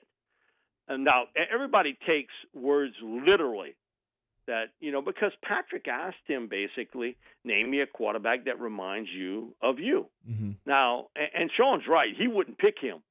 He wouldn't have picked himself. Right. But I get the question. He was talking about mental makeup, toughness, smarts, being able to read coverages, that sort of thing. Read between the lines with Sean. He is telling you he thinks Ian Book can be a starting quarterback in the NFL, and he can fix the flaws. Okay, he's not telling you that, but okay, a comprehension tells you, listen to how he talks about Book. He's in a crowded room. There's a lot of things he's got to learn. He's a smart kid, everything. Okay, I get it. I know exactly where he's going with this. Not in year one. I would not be surprised, and I've said this before, and again, it's back to comprehension, that you look at Ian Book and what he's done at Notre Dame. He's been a winner, right around 64% completion passer. 30. I think he's 30-5, which is pretty doggone good. He won a lot of games. And that's we think about when he played against LSU. Man, Wimbash. Come on, they had him beat. They put in Book. I mean, it's one of those I be damn moments because he was hot that day. I mean, he was hitting receivers, and then again you had a one-handed catch to it at the end of the game. But I had one guy. He texted me that day. Oh, you say he's so mobile. I don't remember him running one time against LSU. No, he didn't run once. He ran 11. Oh, man, they got some real smarties out there. No, he ran 11 times. He's not Taysom Hill. He's not that big. He's not that fast. He's not that strong as Taysom. There is no other Taysom Hill in the NFL today for his skill set and what he can do as that all-purpose guy. 17 touchdowns. He's carried the ball over 360 times in college football. Okay? He ain't a rookie running the ball. He understands, and Sean wants to get all the quarterbacks involved. Watch and see if he doesn't throw something out there, like a little option. Okay, get near the end zone, kind of catch you with your feet, off the ground a little bit, and let Ian run the option. I can read between what he's saying. Now, the one flaw, and I told you this and others, and this is from high school. You can see it. In the games that he sets up strong and sets with his feet over the top mechanics, man, he's accurate. Where it looks like somebody has shot him at times. I mean, he's falling back, and there's no one around him. Just watch that film, and he's falling back throwing it. Now, you know what? That's a habit. He picked that up from getting hit in high school. And I think the Notre Dame coaches say, wait. We're not reinventing the wheel here. Let him be like that. We're not going to. But what that does is mess with his accuracy skills and mess what I call strength of a throw. He doesn't have everything in it when he's falling back. And so it does affect the throw. I think Sean's like, okay, is that what I have to fix? I can take care of that. And read between the lines what Peyton is saying. He's telling you somewhere down the line he thinks Ian Book can be a starting quarterback in the National Football League. He's not the biggest guy, but come on. He's taller than the guy that was there before. Right. I guarantee if they stood next to one another, Ian beats him by a little bit. He's a little bit taller than Drew. But, again, you got a guy that's played in a lot of big games, a lot of big moments, a lot of scrutiny. Man, when you're playing at Notre Dame and you got a lot of critics, that you got a lot more critics than you have guys that are patting you on the back. So it was an interesting comment he made, and I sort of think I know what happened here. He was watching film of Ian Book probably the day before or that morning, and that was on his mind. Ian Book. Come on, we do talk show for a living. Sometimes it's not something you remember all of a sudden. It's something that happened earlier that day or the day before, and it's right there in your mind. That's why he said Ian Book to Dan Patrick. Yeah. And then he really makes you laugh. He says, well, I don't even remember saying it. Come on. If he don't remember saying it, I mean, come on. I got mountain front property behind my home. Come on. He knew what he was saying, but he sort of let the cat out the bag on that particular part. So now if you can get a starting quarterback in the fourth round, and I'm not saying because I haven't seen him play in a professional game, but if that mechanics can be fixed, I think he's the type of guy Sean really likes, and to run an offense. He's cerebral, and we're going right back to the other three guys: smart, tough, efficient. Come on, it's almost like a blueprint of the type of player he wants. Now, did he get picked higher than he should? Some people feel that way. But guess what? You're not Sean Payton. Yeah. You can be critical and say, oh, I think he's a 7th-round pick at best, 6th-round pick at best. Okay, well, Sean don't give a damn about what you think. Sean cares about what he thinks. That's why he's the head coach. He cares about what he believes, not what some fan is thinking, not what some guy from the media, anything else. And Matt, I appreciate the pat on the back and everything. Hey, man, you're the only one who said it. Come on. My thing is, am I the only one that comprehended this? Must have. Come on, I know I wasn't the only one that heard it. Come on, that's a national show. So my thing with that is, again, we should start teaching comprehension a little bit more in school because, in essence, as I've talked about Coach O, and maybe because I've known him for longer, but that's true. He leaves the breadcrumbs. Come on, he's not writing your story, you're doing your talk show, but he leaves the breadcrumbs for you on what's happening. And it was funny because as soon as I heard about TJ Finley, and we've talked about this, and I know we'll talk more about it. Of all the quarterbacks, every press conference he had, who did he talk about? Garrett Nussmeier, didn't he? Oh, yeah. I mean, it was Nussmeier's really, in essence, he's telling you, hey, man, it's going to be really tough for TJ here, because Max and Miles are going to fight it out. Garrett, he's a different style quarterback. And, not all these guys are going to stay. It's just the nature of the world. But in essence, Sean left the breadcrumbs for me. It was easy. He is Mike Detillier with us every Thursday. We're halfway home. Your questions for Mike in about 15 minutes from right now. We'll knock out a quick break. I also want to ask Mike about the Saints' other 2 draft picks and who he thinks went to the best spot among the LSU guys drafted. That's coming up. It's AFR. AFR. Love telling you about the Baton Rouge General Hospital, brgeneral.org, brgeneral.org. If you need your COVID-19 vaccine information, you can get it there. Also, great information right there on the homepage of Baton Rouge General Hospital's website. If you are, we got a lot of lady listeners, a lot of female listeners, all of the different female services that you may need. If you're expecting mother, if you need to find a doctor, whatever it is, it's all there for you at brgeneral.org, and they're certainly focusing there on their homepage this month at brgeneral.org.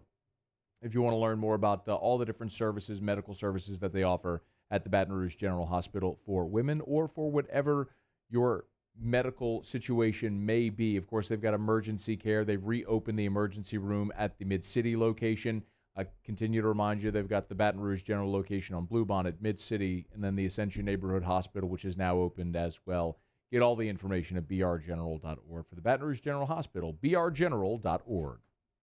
At Corval Toyota in Opelousas, Happy Town, USA, $2,000 can get you into a new Camry for $299 per month. That's $299 per month. So come on down to Happy Town. That's Corval Toyota in Opelousas, Happy Town, USA.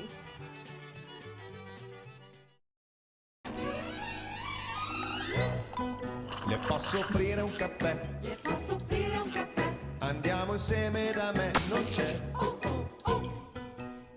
Call Mr. Electric today for electrical repairs, upgrades, and installations.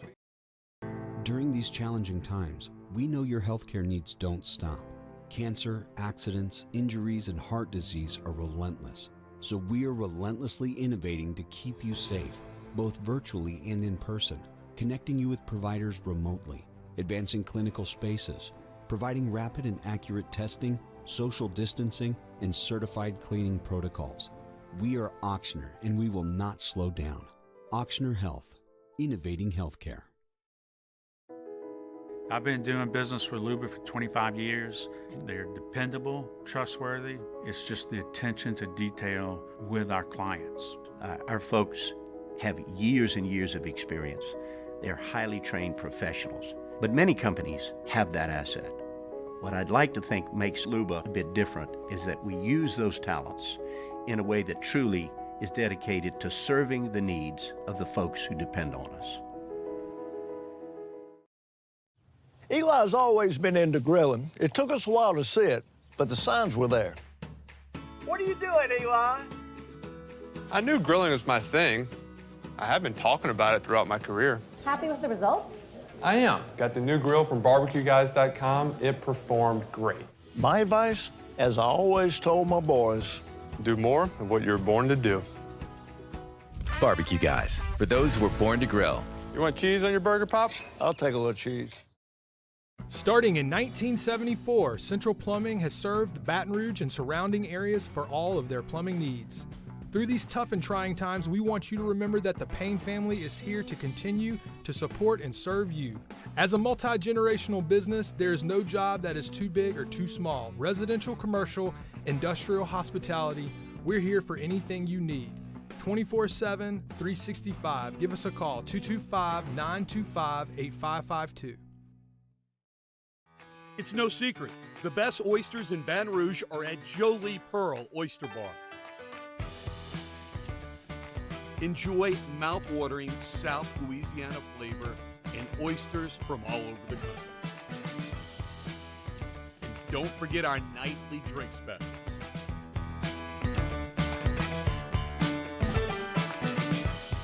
Jolie Pearl Oyster Bar.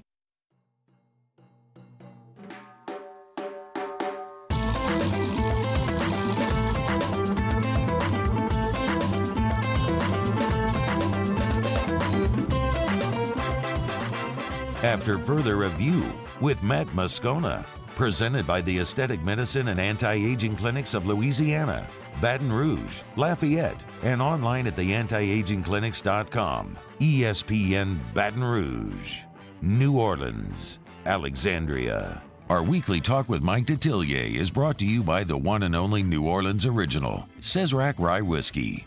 Continuing with Mike Detillier. Mike, I want to make sure we leave time to talk about TJ Finley and the LSU guys who were picked, but let me get a thought on the Saints' 6th and 7th round picks. Landon Young, the offensive lineman out of Kentucky, and then Quan Baker, the wide receiver. And Mike, it's interesting. I'm looking at the M&D draft report. 62 wide receivers you graded, none of them Quan Baker. So what can you tell us about both guys? Okay, I'll go Quan first. Okay.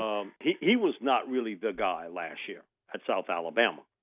They have a superstar player in Jalen Tolbert who has emerged there. And next year at this time, we're going to be talking about how high Jalen Tolbert get picked in the draft. I mean, he's legitimately a star player at South Alabama. And so they kicked him inside, and he's played mostly in the slot at South Alabama. Hurts his knee late in the year. So, kind of out of sight, out of mind. But he goes to South Alabama's pro day, and everybody was there to watch Riley Cole, the linebacker. And Quan had the best workout of his life. He told us, man, I didn't drop a pass. Everything worked for him. He ran a 4.4 40-yard dash, 38.5 vertical. He caught everything they threw to him. He likes the slot, and I've heard Sean say, we're going to put him outside. We kind of know what he can do in the slot and see how well he handles that. He's a developmental player. Now, the one thing he got to develop out of himself is he's an Atlanta Falcon fan. Ooh. No, he grew up, his high school is actually like 3.5 to 4 miles away from the Atlanta airport. No, he grew up a Falcons fan because we were prodding him on about, come on, dude, you got to let that dirty bird go. And I said, man, listen, you know who signs that check now? And he got a good laugh about it, but he's a developmental guy, and he's somebody certainly Curtis Johnson likes. He got selected off of that pro day. I'm telling you. Okay. Had he not had that big-time pro day, he'd have been an undrafted free agent signed. Now, he had agreed to terms with the Saints, but I think the Saints thought maybe somebody might slip in and pick him because they had, I'm going to say, over 20 scouts there watching, and they all surrounded Baker after the workout because he really did a great job there. So we'll see with him, but I think he's a developmental player, and I think he's better in the slot than he is outside. Man, Landon, man, to hear him talk, he great. Man, he gave us 28 minutes, never shut up. I mean, I'm like, man, look who I'm with, and look at him talking. And he was clipping him off, But the best comment was, because I knew the background, 5-star recruit. He was ranked either 1, 2, or 3, depending on the service, from a tackle standpoint when he came out of high school. Yeah. Discus shot put champion in Kentucky, wrestled, and also did some powerlifting. So I asked him, I said, for people who don't know, you kind of tell the schools that were offering and kind of really putting the pressure on you. And I mean, nonchalantly was like, yeah, man, he said Alabama, Ohio State, Notre Dame, Michigan, Penn State, Georgia, Florida, Oklahoma. But it was like, yeah, okay. They were after me, but he wanted to stay home. And he wanted to play for Kentucky. He wanted to change that program. If you watched him play there, big left tackle, he's better on the right side. He is a brute of a man, powerhouse, run blocker. What he's going to have to work on is pass protection skills, setup. They didn't do much of that at Kentucky. Come on. Kentucky ain't throwing the football 25 to 35 times a game. Right. You lucky you get 15 out of them. So that's going to be the cut with Landon. Terrific run blocker. Powerful. Smart. Gets it. But that transition from going to that type, I guess, system you call it at Kentucky, and they stick you the middle finger and said, I'm going to run it and you stop it. We ain't tricking you. Now, they do some wildcat stuff, but basically they're not throwing the football all over the field. They're going to run it. So that's going to be the transition for Young to learn pro-style pass blocking techniques, footwork, steering that guy to the edge. And again, I think he's a better right tackle in the pros than a left tackle. But he's a big man, and who works him out? Zach Strief. I'm very disappointed in Zach that he didn't tip me to that, but we'll have that conversation another time. But because he made the comment, he's one of the few guys I actually had to look up to. Now Zach's 6'7" plus, yeah, and Landon's 6'6" and 3/4, so it wasn't much of a look up, but still, he's a huge man.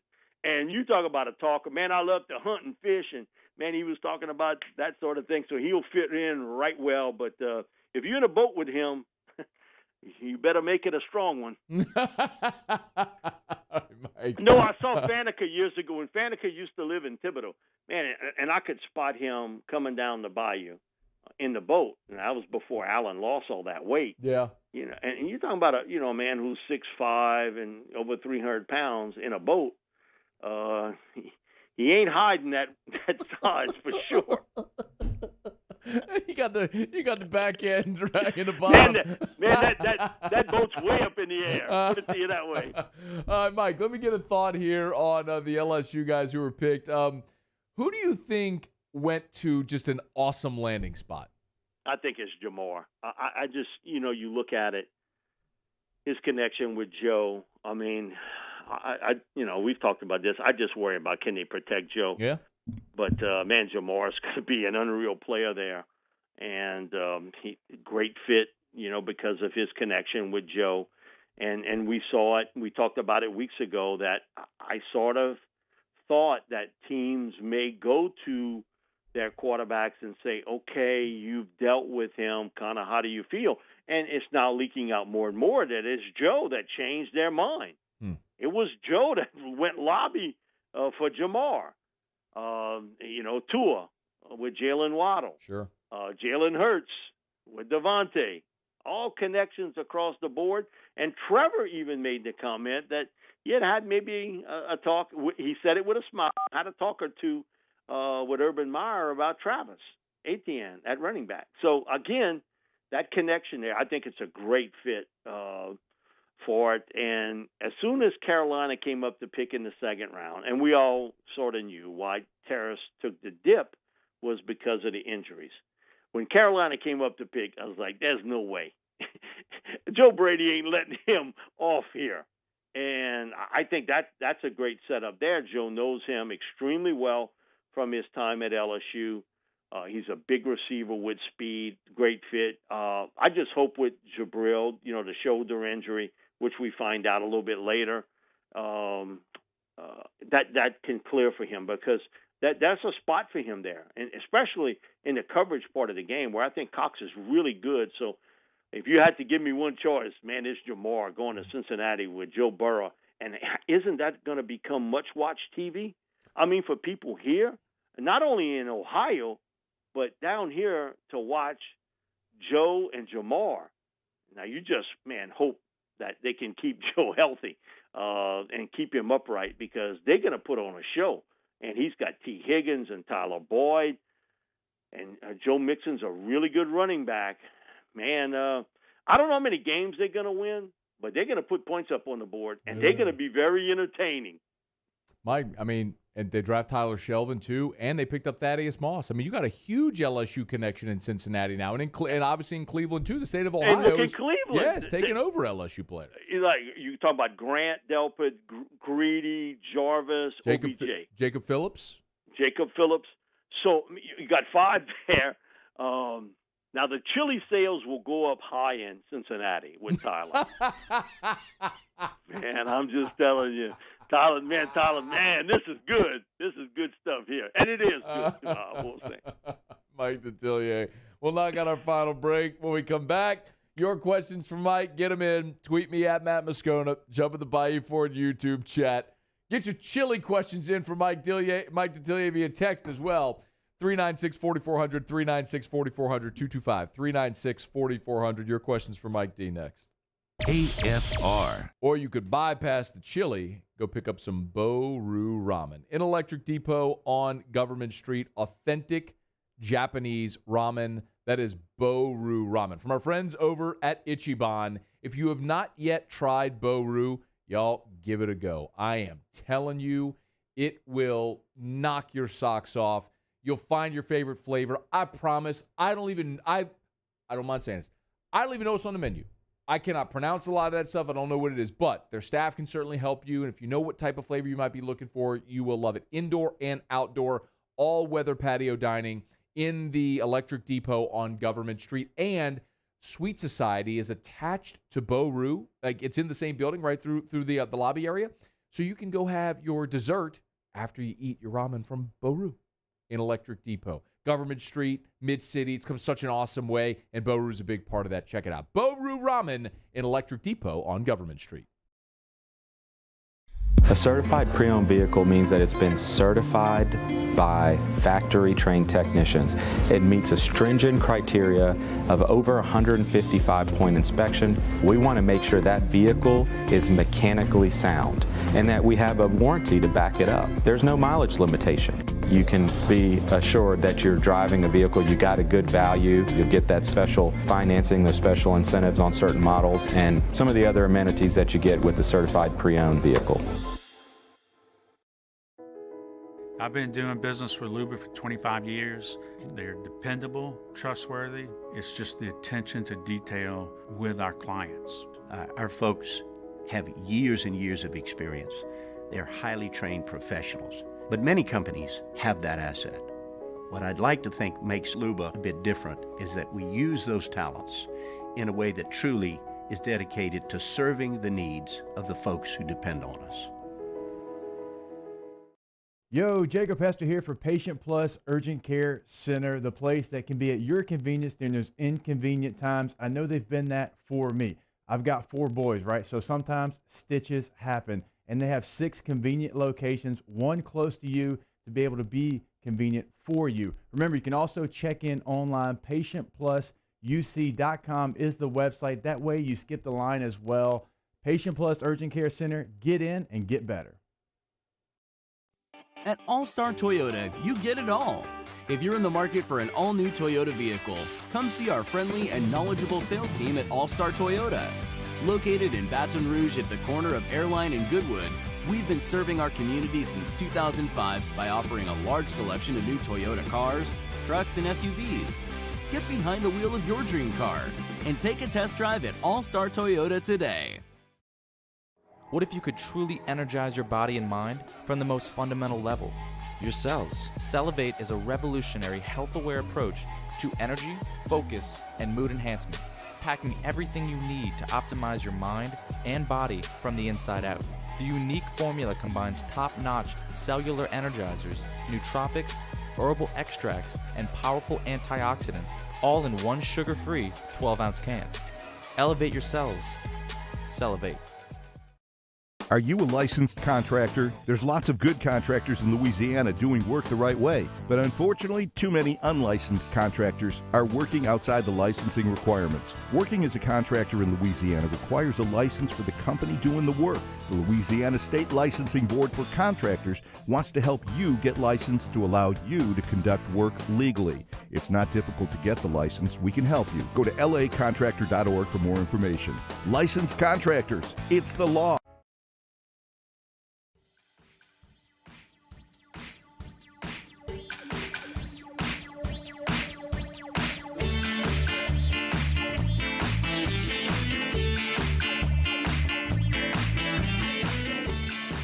After further review with Matt Moscona, presented by the Aesthetic Medicine and Anti-Aging Clinics of Louisiana, Baton Rouge, Lafayette, and online at theantiagingclinics.com. ESPN Baton Rouge, New Orleans, Alexandria. Our weekly talk with Mike Detillier is brought to you by the one and only New Orleans original, Sazerac Rye Whiskey. All right, wrapping up our weekly chat with Mike Detillier, SaintsReport.com, MikeDetillier.com. Of course, the MND Draft Report brought to you by Sazerac Rye, the one and only New Orleans original. Pick it up wherever you buy your spirits. All right, Mike, let's get to questions for Mike D. If you got them, you know how to get them in. Let's start with William Jortsberg. I'm going to say the H is silent. Does Mike know why the Saints passed on cornerback Eric Stokes? Thoughts, Mike? My thought is that they had Peyton Turner ranked higher. Bottom line. Now, I will say this about Stokes. He wasn't the guy they picked on at Georgia. It was Tyson Campbell. When you play Georgia, that's where you threw the football. Tyson's maybe the most athletic of all the cornerbacks in this draft class. Man, but he gets down on himself too much. It bothers him if he gets beat. Come on, you got to shake that off. You got to have amnesia. But just a higher-ranked player because that need at cornerback was huge. Brandon Peaks has asked Mike, how do you think the 49ers did? By the way, the other attaboy Mike, the only person who a month ago was calling Trey Lance to the Niners, and they stuck with it. Yeah, I think with that, I think right off the bat, I think there was a little bit of mixed opinions on who they should go with. But I knew who the general manager wanted. I knew it was Lynch, and he wanted Trey. And I'd been told that by somebody who knows him really, really well. And so I stuck with that. Listen, I'm not going to get thrown off the horse. I'm going to ride that thing until it throws me. And so, but I knew that afternoon that they were going to go with Trey through an agent. So I thought the 49ers did really well. They made the right pick with Trey Lance. And, they're a football team that finds backs that fit what they do. They get Trey Sermon, who started at Oklahoma, and then he went to Ohio State. He can court that team. If they can stay healthy, they're going to be a contender. And I'm talking about them and the Rams and Seattle. You're talking about a tough spot in that NFC West. Those three teams just battling it out. And the clock is ticking on Jimmy G. Just how long will he go? Because health will certainly come into play, but the 49ers did a really good job. Patrick McKenzie, Matt, please ask Mike about TJ Finley. Thoughts on the transfer, Mike, and where he might land? Yeah, that's not a surprise to me. I think he could read the writing on the wall, and we're living in that age, where, Baker Mayfield takes off from Texas Tech to go to Oklahoma, and Russell Wilson did it even before then, North Carolina State to Wisconsin, and Joe Burrow, and Jalen Hurts, and Kyler Murray, and Justin Fields, and JT Daniels. So it's just the nature of what happens. I would think Arkansas is one of those teams interested. Okay. I think that's a fit there for him. I think Louisiana Tech is another school that will show up. Now, come on, for TJ, he's got to pick the right school here now. It's got to be the right fit for him and a team that's going to throw the football a lot. And I think, there's going to be a lot of different teams here. I wish him well, really good young man, but I think Arkansas is one of the teams heavily after him, and I would think Tennessee is another. Okay. Along with Louisiana Tech. Let me just throw that in. Okay. Mitch Fontenot says, ask Mike if Major Burns becomes an LSU Tiger. For those who don't know, of course, Baton Rouge guy went to Georgia, announced his transfer this week as a safety. Okay, say that one more time. Mike, Will he become? Yeah, do you think Major Burns ends up at LSU? I wouldn't be surprised. I mean, look where he grew up, and there's a big hole, especially at safety. Yeah. Come on, you got to take a look at that as far as I'm concerned, and I think he'd be a really good fit football player. And for me, it's just like with TJ. It's got to be right for you, and I think LSU would be right for him, and there is a spot there for him at safety to play. And Baton Rouge guy. Ask Mike, is Dustin Gisclair. Ask Mike update on Eric Gilbert. On where he's going to end up? I guess so. Man, I got no clue. None. Absolutely none. I wouldn't even take a guess what a Rick Gilbert at this stage. He's been all over the board. I always will say this. I would be surprised if he came back to LSU. I would agree. All right. I would. That would surprise me. Ask Mike's Jared Vadrine said, how close were the Saints to moving into the top 10? I think initially Sean wanted Jalen Waddle, the receiver from Alabama. That didn't work out, and then I think he went after one of the two corners. If it was J.C. Horn or Patrick Surtain, didn't work out. When Mac Jones started to fall, they were making phone calls about Mac. Because I know how much he liked Mac Jones. He really thought a lot of him as a player. And so It was whiff, whiff, whiff. It was just too much to give up. And we've talked about this. It makes sense to you and I, but not to them. Come on, you're dropping all the way down to 28? Come on, I don't want to go down that far. Yeah. If you were 21, that might have been a difference. But there is no doubt they were trying to get up into that top 10, I think initially for Waddle or one of the two corners. And then I think they tried to make the move up for Mac Jones. And it didn't work. None of it. Come on, you had to throw in 3 first-round picks? That's a lot to kick in at this stage, especially with a roster that you know that you're going to have to add on to fairly soon here. Mike Detillier, SaintsReport.com, MikeDetillier.com, M&D Draft Report with us every Thursday here on AFR. He is the best. Y'all follow him on Twitter at Mike Detillier. Of course, Saints News Network, part of SI.com. Mike D, you the best. We appreciate you as always. Let's do it again next week. Thank you, Matthew. Hey, go buy that stock in that Skyline chili. I'm telling you. Get out of here. That's Mike D. This is After Further Review. Mike's chats are brought to you by Sazerac Rye, of course, represented by the Aesthetic Medicine and Anti-Aging Clinics of Louisiana. We'll knock out a quick break. When we come back, we'll start to delve into LSU and Auburn.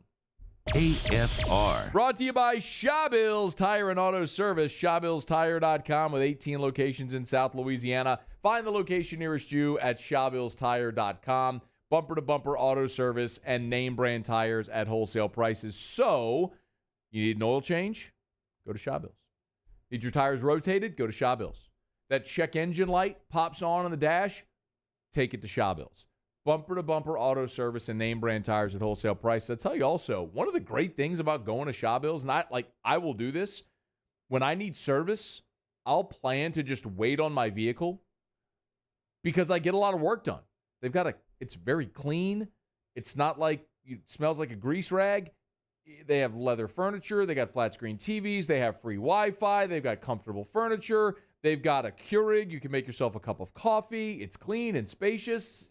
I get a lot of work done at Shawbills, actually. ShawbillsTire.com. Find the location nearest you. Shawbills, we keep you rolling. Have you been arrested for DUI or other traffic violations? Have you made a mistake? We all have. You're not a bad person. Call the law offices of O.C. Brown at 225-343-1111 or connect with us online at ocbrown.com. Bayou Ford is open for business, and we want to earn your business. Stop in and see our selection of the latest Ford cars and trucks, as well as a variety of quality pre-owned vehicles, with prices starting as low as $5,000. Bayou Ford will get you the transparent information you're looking for, and when you're ready to purchase your new vehicle, provide the professional service you deserve. Located off I-10 on Belterre Boulevard in LaPlace. If you need sales, service, or fleet, the crew at Bayou Ford is going to do right by you. Gulf Coast Office Products is a nationally recognized Savin office equipment dealer based right here in Louisiana. Over 100 employees strong, Gulf Coast has the boots on the ground to support all vertical markets from education, engineering, legal, and finance. With the latest in office technology from desktop to production segment units, Gulf Coast and Savin have the perfect fit for you. Call 225-756-2644. That's 756-2644 for Gulf Coast Office Products.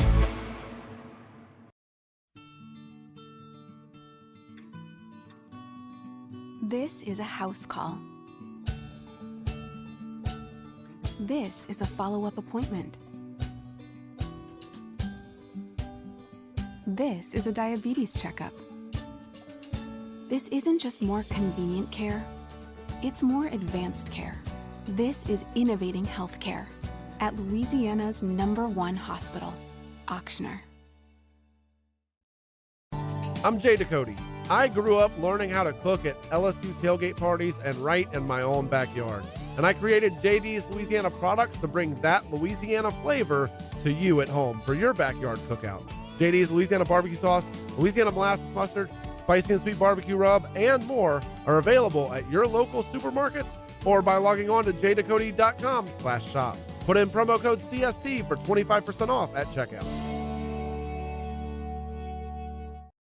ServiceMaster Elite create clean, disinfected work environments. As a local business, we take pride in serving the New Orleans and Baton Rouge areas. Our cleaning protocols follow CDC and OSHA standards for healthcare settings, offices, senior living, restaurants, and industrial plants. Contact Service Master Elite to get your operation ready for reopening with germ disinfection cleaning.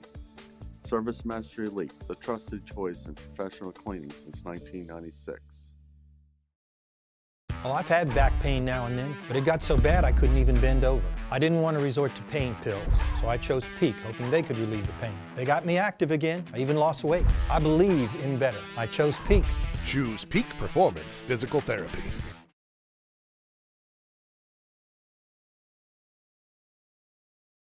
Callahan Injury Lawyer. This is SportsCenter. I'm Christine Lisi. Breaking news, in addition to the NHL finding the Rangers for their calling of the firing of Department of Player Safety head George Peros for not suspending or fining Capitals forward Tom Wilson for his actions on Monday, the league also suspended Rangers forward Pavel Buchnevich a game for a high-sticking incident last night. An ankle injury expected to sideline Lakers star LeBron James tonight against the Clippers. With the playoffs approaching, James being cautious with the ankle. When it comes to the postseason, the defending champs will have a tough time in the West, believes ESPN NBA analyst Jordan Schultz. They have a really good team on paper, but when you're talking about beating Utah, for example, in a prolonged series, or the Clippers, who are elite offensively, you're going to have to be able to score with these teams. So I'm concerned if I'm a Laker fan because I don't think you have really enough on either end, but especially offensively to keep pace with those elite teams. Jordan Schultz on the Max Kellerman Show. Albert Pujols, the future Baseball Hall of Famer, designated for assignment by the Angels. Pujols, hitting $198 this season, is in the final year of his 10-year, $240 million contract with Los Angeles. We're back on Friday. And if Aaron Rodgers actually could lead Green Bay, is it a given that Jordan Love will be the starting quarterback of the Packers? That's Friday morning. Keyshawn, J. Will, and Zubin on ESPN Radio. Matt Moscona. I'm very important. After further review. Say it one more time. After further review with Matt Moscona. And here we go. ESPN Baton Rouge, New Orleans, Alexandria. Live from the Mercedes-Benz of Baton Rouge studios. That's right.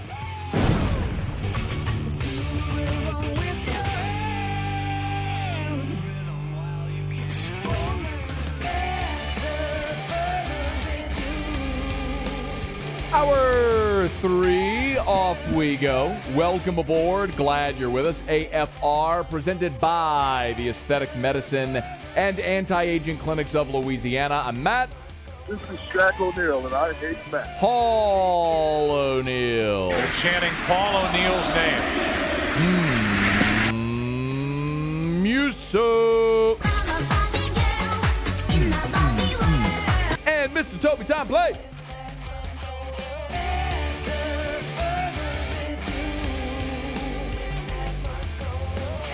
All right, we're here. Glad you are as well. 5 o'clock quitting time. Glad you are driving home with us. We are locked, loaded. We have been jam-packed. If you missed Ben McDonald in Hour 1, TJ Finley also joined us in Hour 1 talking about his decision to transfer. And Mike Detillier last hour. Everything on demand at 1045ESPN.com or on the Watch 1045 ESPN YouTube channel or the After Further Review YouTube channel. Lots of different places you can get all of our content. We thank you for being here with us.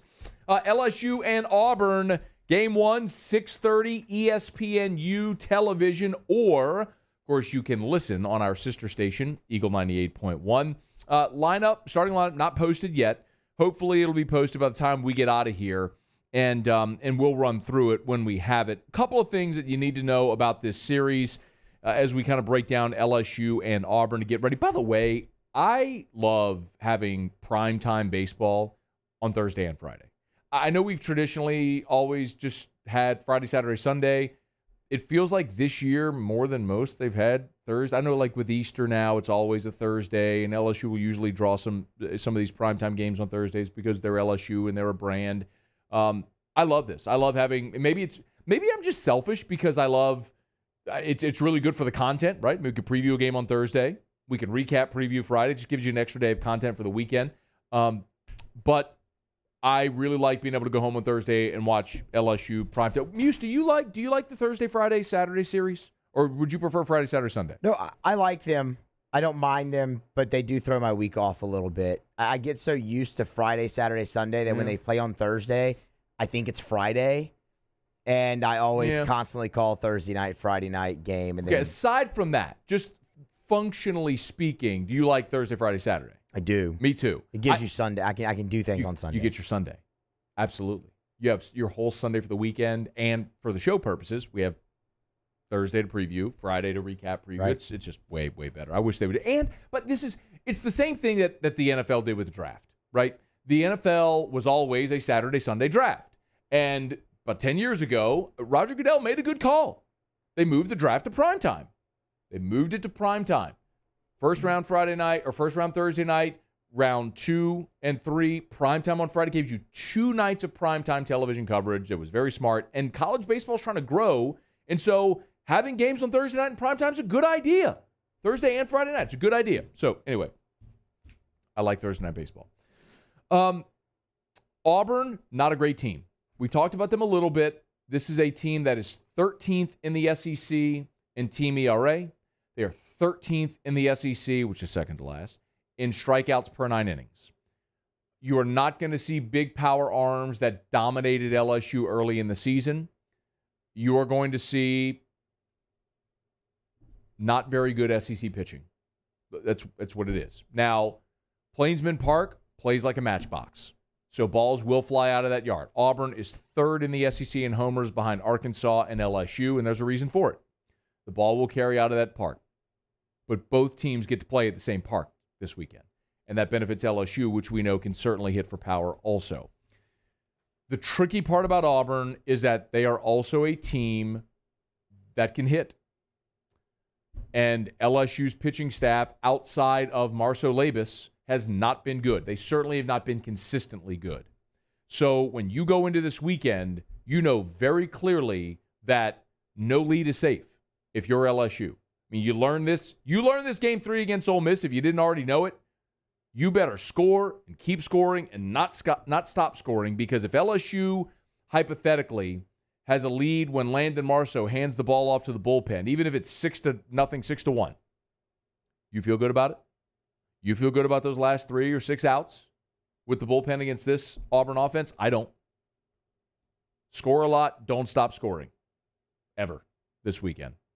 If you got to see 17-10 ball games, don't care. LSU is desperate to win this series. We're at the point in the schedule that we all knew when the schedule came out. We're at the point in the schedule where we all knew this is where it lightened up. It was a meat grinder early. You had an opportunity, and then you had the back-to-back brutal series, obviously, with Ole Miss and Arkansas. You navigated that, and we all knew these last 3 weeks it was going to ease up. So it's here. You're at 7-14. You have 3 winnable series staring you in the face. It starts tonight against Auburn. It's going to be Landon Marceau against Jack Owen. If you were here in hour 1, Ben McDonald talked a little bit about Jack Owen. He's not been the Friday night guy all year, by the way. He's only thrown 30 and a third innings all year. So he is a senior. He is a lefty. He is not overpowering, and he doesn't walk a ton of people, but you can hit him. And then we'll talk about this tomorrow, but Trace Bright is a sophomore righty who's going to get the ball tomorrow against A.J. Labus. So something we will talk more about tomorrow is Labus bouncing back after a disappointing outing and doing so in short rest. But this is a game where, of all the games in the series, you have a decided advantage. Because Landon Marceau has been an ace for you. His line last week was just unfair. It's just not indicative of how he pitched. He had a no-hit shutout going through 6 innings against the number 1 team in the country. If Landon Marceau gives you that tonight, doesn't have to be a no-hitter through 6 innings, but if he's shutting out Auburn through 6 innings, LSU should win this ballgame.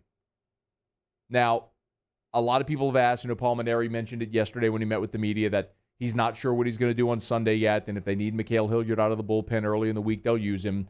Earlier in the weekend, they'll use him, and that's absolutely the right thing, because you don't have the luxury of trying to play for Sunday or play for something else, when you are desperate for wins, counting toward 13 or 14, in conference, because we think that's the benchmark you're going to need to get in. Maybe 13 regular season and a win in Hoover. If 14 wins against SEC teams are what you need, then you can't take any win for granted. Like, it's one of those things where if this weekend, if you're up 6 in the 9th inning, I still want a really good arm ready.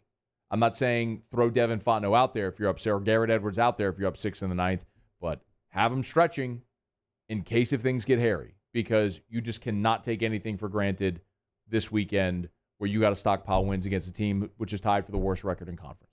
Auburn's not good. They can't pitch. And you have a distinct advantage in games 1 and 2 with your starting pitching. Now, game 3, all bets are off because who the hell really knows? But you've got to go win this series tonight and tomorrow. You got to get Landon Marceau to give you a good start. Go pound the baseball.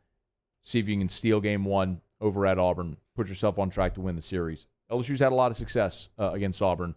They've won 6 of the last 7 series, and they won 18 of the last 23, including all 4 games when they played in 2019. If you remember, LSU, 3 or 4. They took 2 out of 3 in the regular season series and then played in Hoover and walked off Auburn in the SEC tournament. So let's see if that can continue here as LSU is in the part of the schedule where they can make a run. They're going to do it. This is the shot. It starts tonight, 6:30 on ESPNU, or of course you can listen on Eagle 98.1. I think I might fire up a companion show on my own personal Facebook and YouTube if you want to watch it. So if you're looking for something to watch along, feel free to join us. All right, it's After Further Review. Glad you're hanging out with us here. Brought to you by the Aesthetic Medicine and Anti-Aging Clinics of Louisiana, Blue Bond in Baton Rouge, Ambassador Caffrey in Lafayette, online at theantiagingclinics.com. So we missed Tigers in the pros in the last hour, so Muse, we'll get to that. Also, God, I have a ton still that I have to get to. Todd McShay has an early 2022 mock draft out, and there was one name on there that absolutely floored me. I'll tell you who it is when we come back, and we'll have Tigers in the pros. Stick around. It's AFR. AFR. If you need a place to watch baseball game tonight, why not get by Pluckers? Nicholson, just south of campus. Bluebonnet, right in front of the Mall of Louisiana. Dine in or carry out. If you don't have ESPNU, no worries. Go to Pluckers. They do. You can watch LSU baseball tonight. How about start your weekend early? It's a Thursday night. Get by Pluckers. You can watch the game in spectacular high-definition, dine on award-winning jumbo chicken wings, drink ice-cold draft beer. Remember, Thursday, all-you-can-eat boneless wings. And these aren't like little poppers. They're boneless wings or tenders that are as big as your arm. Not literally, but close. You can get them breaded, or you can get them naked, tossed in your favorite wing sauce. It's at Pluckers. Nicholson, just south of campus. Bluebonnet, right in front of the Mall of Louisiana. Major League Baseball is underway. Need a place to watch your favorite Major League Baseball team? Pluckers. NBA action as we head toward the postseason? Pluckers. LSU or all college baseball action? Pluckers. Nicholson, Bluebonnet, dine in, carry out, Pluckers if you don't like our wings. We'll give you the bird.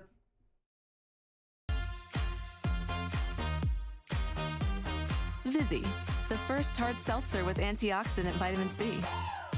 It just hits different. Vizzy. Step up your seltzer game. I've been doing business with Luba for 25 years. They're dependable, trustworthy. It's just the attention to detail with our clients. Our folks have years and years of experience.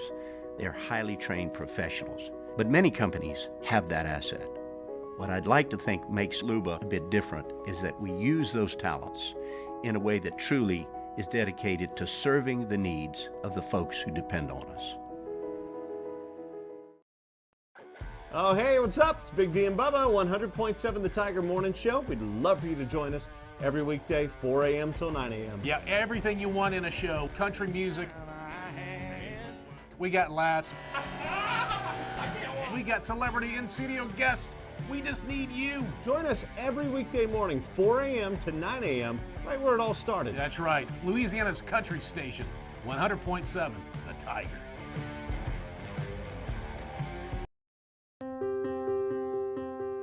This isn't just another day. It's so much more. Kelly's life was put on hold when her auctioneer primary care doctor discovered a rare blood disorder. Her doctor connected her to an auctioneer care team of cancer, heart, and kidney specialists. With multiple primary care locations around Baton Rouge, same-day appointments, and online scheduling, we're relentless about keeping you healthy. Auctioner Baton Rouge, innovating healthcare for Kelly.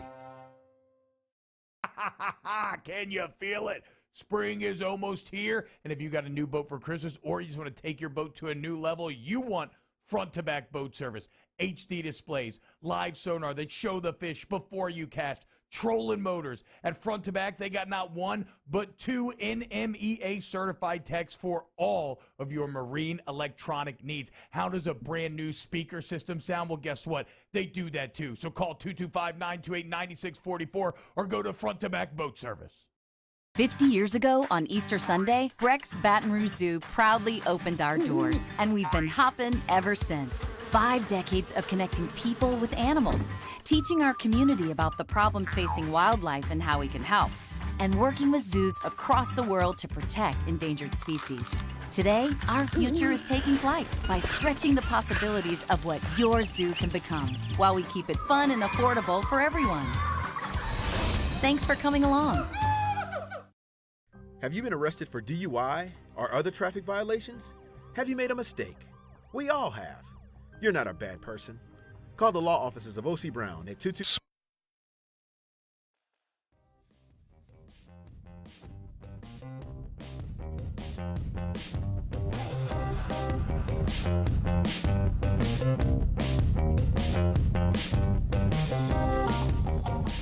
After further review with Matt Moscona. Presented by the Aesthetic Medicine and Anti-Aging Clinics of Louisiana, Baton Rouge, Lafayette, and online at theantiagingclinics.com. ESPN Baton Rouge, New Orleans, Alexandria. Landmark day in the state of Georgia. The governor there, Brian Kemp, has signed into law the state's NIL bill. Basically, now, college athletes in Georgia can get paid based on their name, image, and likeness. That has been signed into law, effective immediately. So Kirby Smart, when he's recruiting, can tell kids, hey, come make money off your name, image, and likeness. The caveat to Georgia's bill is that the schools in Georgia are allowed to take up to 75% of an athlete's endorsement income.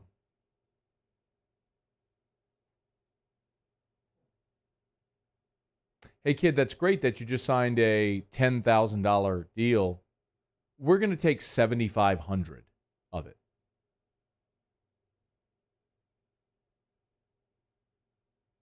Lawmakers are stupid.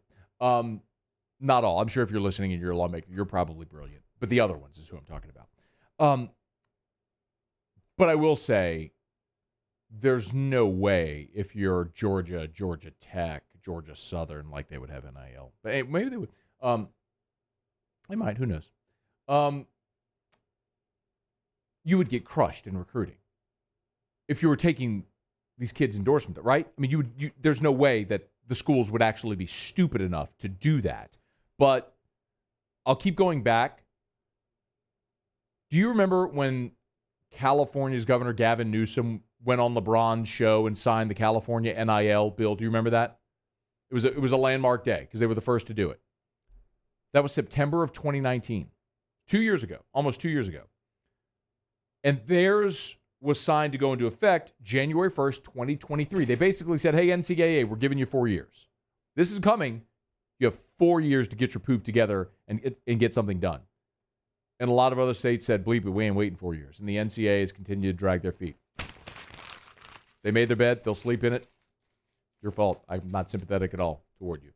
Go get your money, kids in Georgia. Good luck. All right, it's After Further Review brought to you by Relief Windows, reliefwindows.com. Windows, door siding, Relief Windows, and reliefwindows.com. Energy-efficient replacement windows.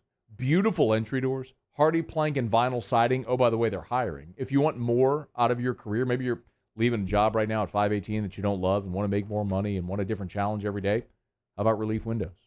Work for a great company, great people, Brandon and Adrian Holly. They offer 401k, retirement benefits, health benefits as well, and a bonus structure where you can control how much money you make. You want to make more? They will give you the opportunity to make as much money as you want to make at Relief Windows. Windows door siding, Relief Windows, and reliefwindows.com. Okay, Muso has Tigers in the pros. Tigers in the pros. They still bleed purple and gold. They're just really rich now. Presented by Kentucky's Best Hemp. Find them online at kysbesthemp.com. And we start in the association with Ben Simmons. Simmons, 24 minutes last night, 5 of 8 from the floor. Nary an attempt from three-point land. But he did register 10 points. So I was late on it. Sorry, it's my bad. And added 3 rebounds and 3 assists for Ben. No, it's all right. It's okay. It's all good. No, it's fine. It's all good. I fudged up, guys. I'm sorry. Good. It's all good. Naz Reid, 25 minutes last night versus the Memphis Grizzlies. 6 of 14 from the floor, 2 of 6 from 3. Also, absolutely posterized Memphis's Xavier Tillman. Pretty much just disgraced the man's family. 14 points for Naz, 7 boards, and 2 blocks. Did he go to Missouri? Naz? No, Xavier Tillman. Oh. We need to look that up. I don't know that off the top of my head. No, Jeremiah Tillman went to Missouri, and then maybe I'm combining. Jeremiah Tillman went somewhere. Maybe I'm combining Xavier Pinson and Jeremiah Tillman. Yeah, I think you are. Xavier Tillman went to Michigan State. Good basketball school. They've had a few successful years. I've heard of them. Yep. They don't suck. They weren't very good this year, but, normally they don't suck. No. Minor League Baseball is back. Opening day was 2 nights ago, so yesterday was day number 2 of the season, and Cam Sanders got his first start for the Tennessee Smokies. Look at that grainy video. Isn't it great? But look at that curveball. Oh, that's just somebody videoing a screen. Never mind. But look at that curveball. It's hard to see because the camera's moving. All right, that thing is just filthy. Oh, my God. Cam Sanders used that. 12-6. Yeah. That's a literal. Oh, my God. That was at the guy's shoulder, right-handed batter's shoulder, and then it stopped in mid-thigh. Oh, a lot of people say 12-6. That was absurd. Love it, man. I bet the Sandy Man's listening right now. He's probably pumped that we're giving this kid some love. What's up, Scott Sanders, the Sandy Man? He's going to text me in a minute. So Cam used that devastating curveball. All right, real quick, go around the room. Does Scott Sanders text me during this segment or not? Yes or no? Yes. Yeah. Paul? No. I'm going to say yes. Okay. All right, Paul. You're out there on an island. Paul wins if he texts you during the break, because technically that's not in the segment. No, it's going to be in the segment. Yeah, so Paul would win that one. You're right. Okay. No decision for Cam last night, and a Smokies loss to the Biscuits. Yes, those are 2 real teams, but it was a great start nonetheless. The Montgomery Biscuits. Yes, love them. 5 shutout innings, no hits, 1 walk, and 7 strikeouts. Terrio played for the Smokies. Did he? That's the Cubs affiliate, yeah? It is the Cubs affiliate. I'm almost positive. Almost positive Terrio played for the Smokies. Played somewhere in Iowa. The Iowa Cubs. That's their AAA. If I'm not mistaken, if I'm not mistaken, Terrio named his son getting on the mic at a Tennessee Smokies game after he had found out Jonna was pregnant, asking the crowd if they liked the names. They were running, I think it's when he settled on Houston. He's told this story. I don't listen a lot when he talks. If that's true, we're going to have to ask him about that tomorrow. I think he's talked about this on air before. Because that's awesome. Is it? I mean, I think so. I think it'd be a pretty cool story to tell your son about how he got his name. Paul. I don't think I would do it. Paul's wife, Sam, is with child.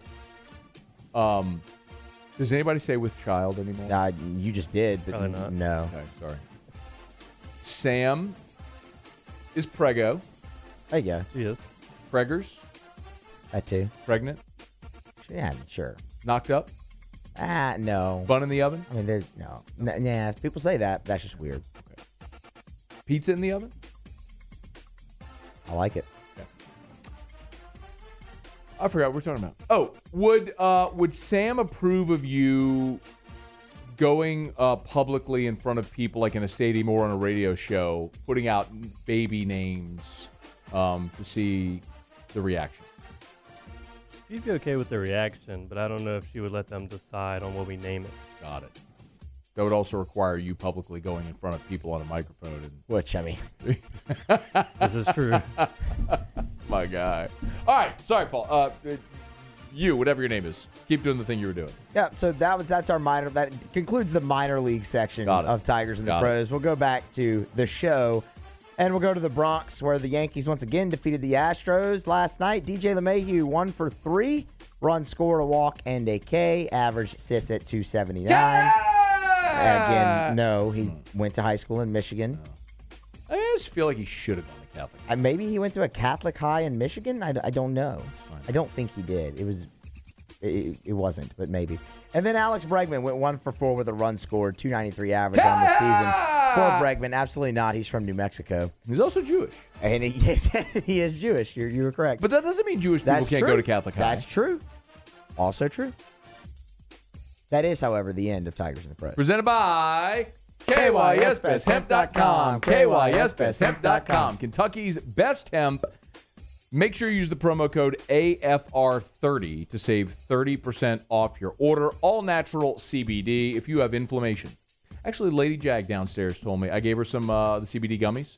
She's like, really helped my knees. She asked me if I had more. I was like, I don't in my desk, but you can go online and use the promo code AFR30 to save 30% off your order at KYSBestHemp.com. KYSBestHemp.com. All right, it's after further review. Glad to have you aboard with us here. Waiting on the starting lineup. Can you check to see if it's been posted? Thank you. Waiting to see if the starting lineup has been posted yet for LSU and Auburn. Manera usually will post that about an hour before first pitch. So we'll see if it's up. If it is, we'll do that in the next segment. I have a bunch that I still want to get to. So let me do these two LSU football-related stories. If you missed hour one, we did have TJ Finley with us today. Talked about his decision to transfer.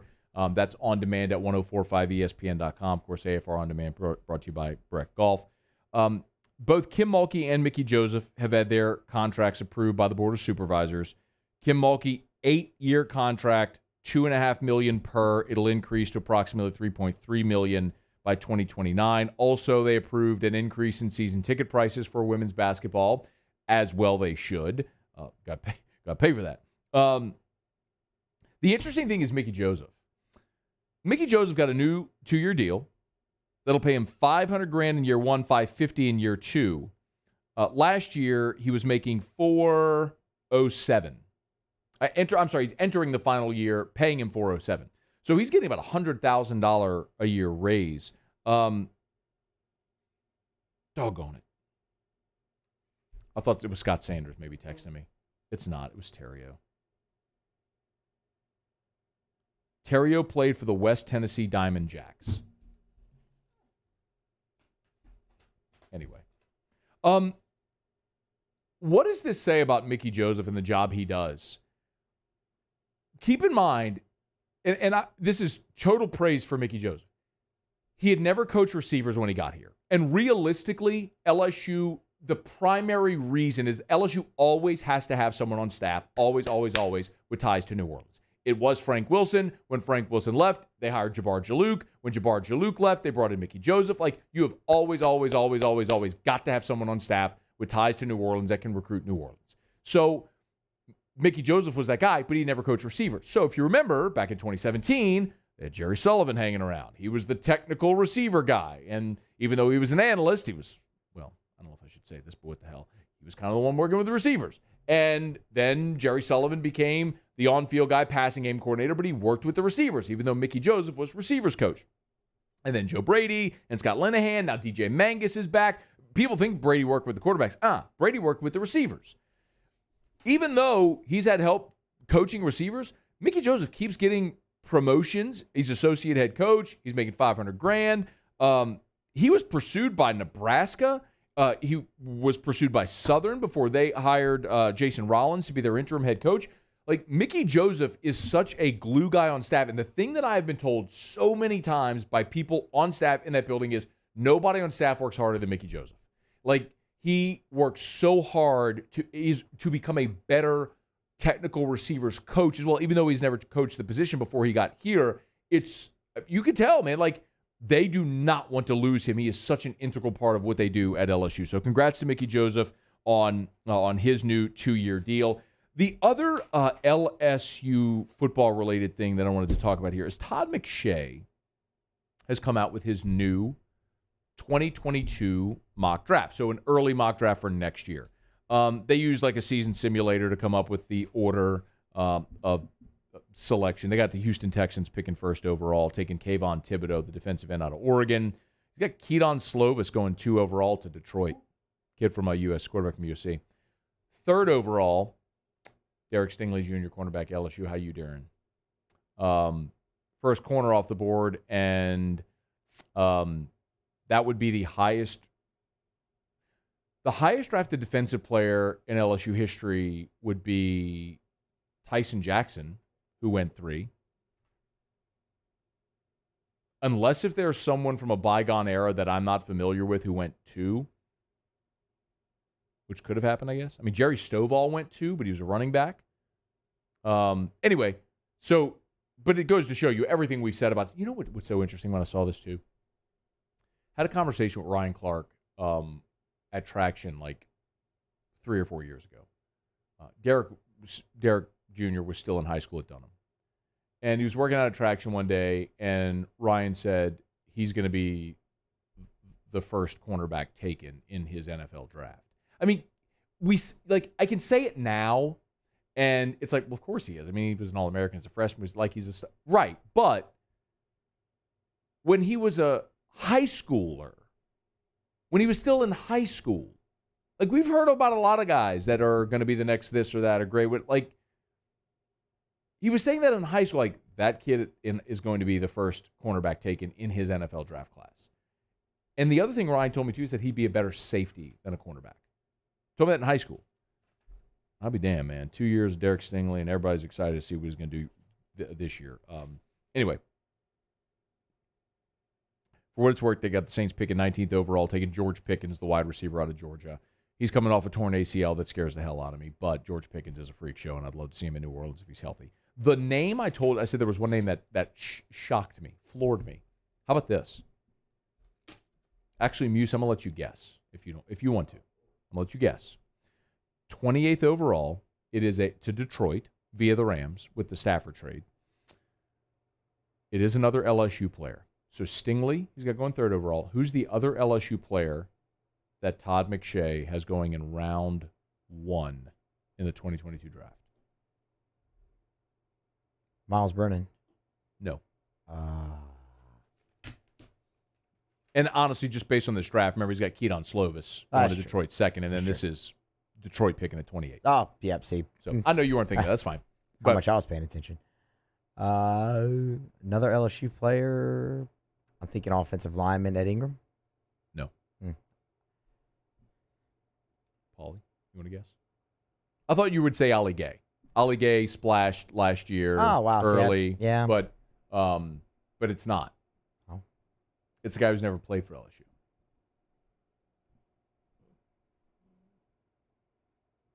He's got Mike Jones, the linebacker from Clemson. Oh, who? Going 28. Were you producing when he transferred in? I didn't know that song. I was on off the bench. I didn't know that song. Oh, wow. Right? I know.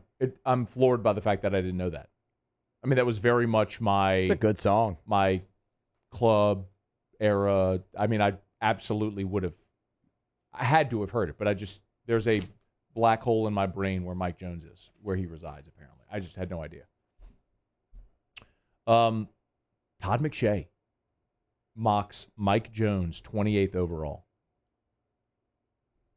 There's just one question in my mind. How in the hell does Clemson let a guy who's a projected first-round draft pick transfer? Like, if he's that good, and none of us have seen him play at LSU, nobody knows what he can do, but like, how in the world? I mean, this might be the same thing that we were saying last year about Jabril Cox, but it made sense with Jabril Cox because he was going from North Dakota State. It was like, okay, he wants to go from FCS to the SEC to prove he can step up and level.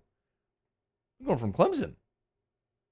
I was floored when I saw it. But if that's true, look, you watch the spring game, LSU has 2 gigantic weaknesses. It's obvious to anybody who watch. Linebacker, running back.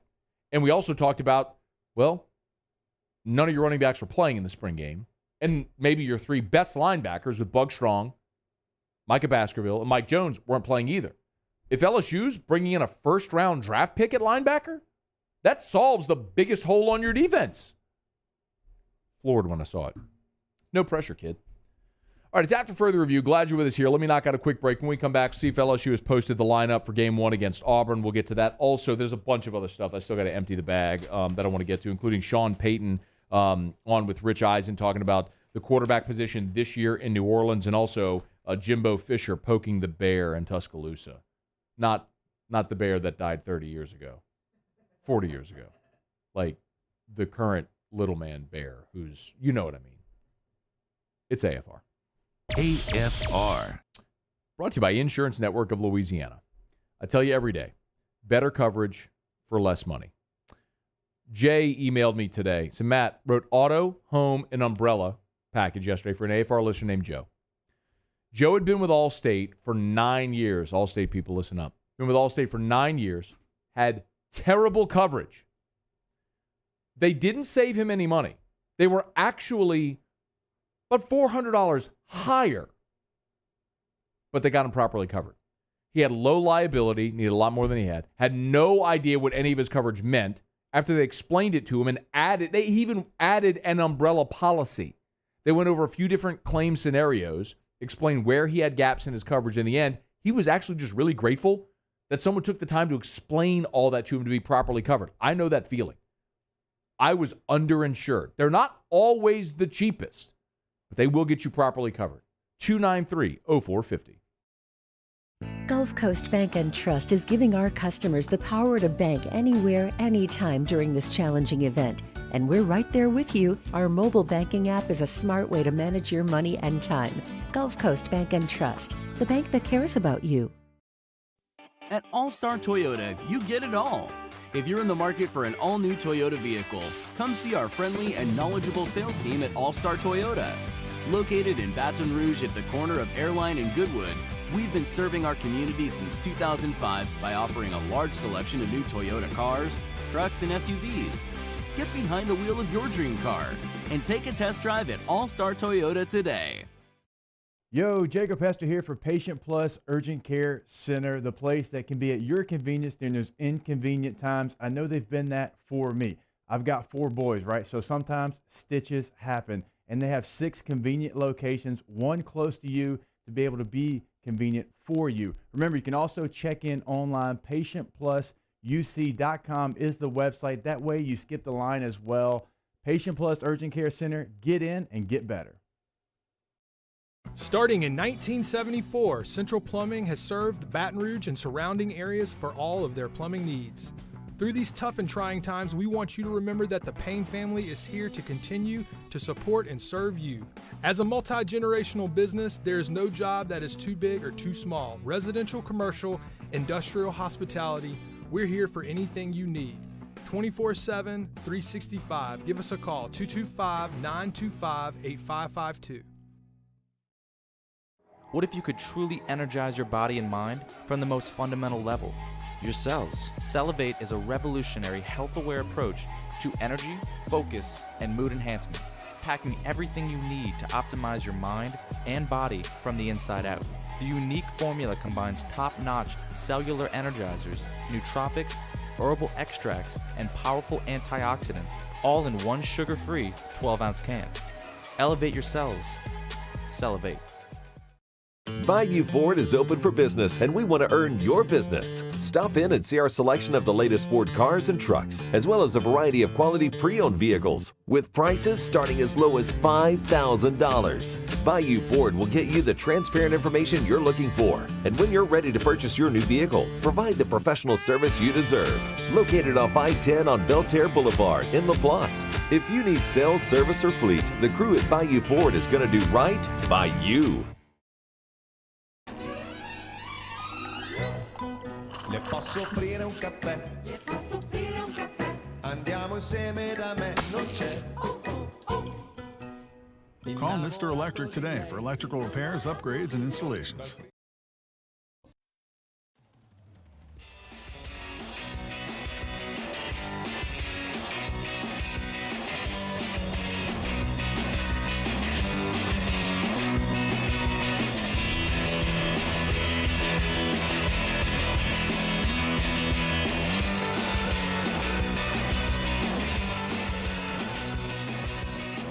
After Further Review with Matt Moscona.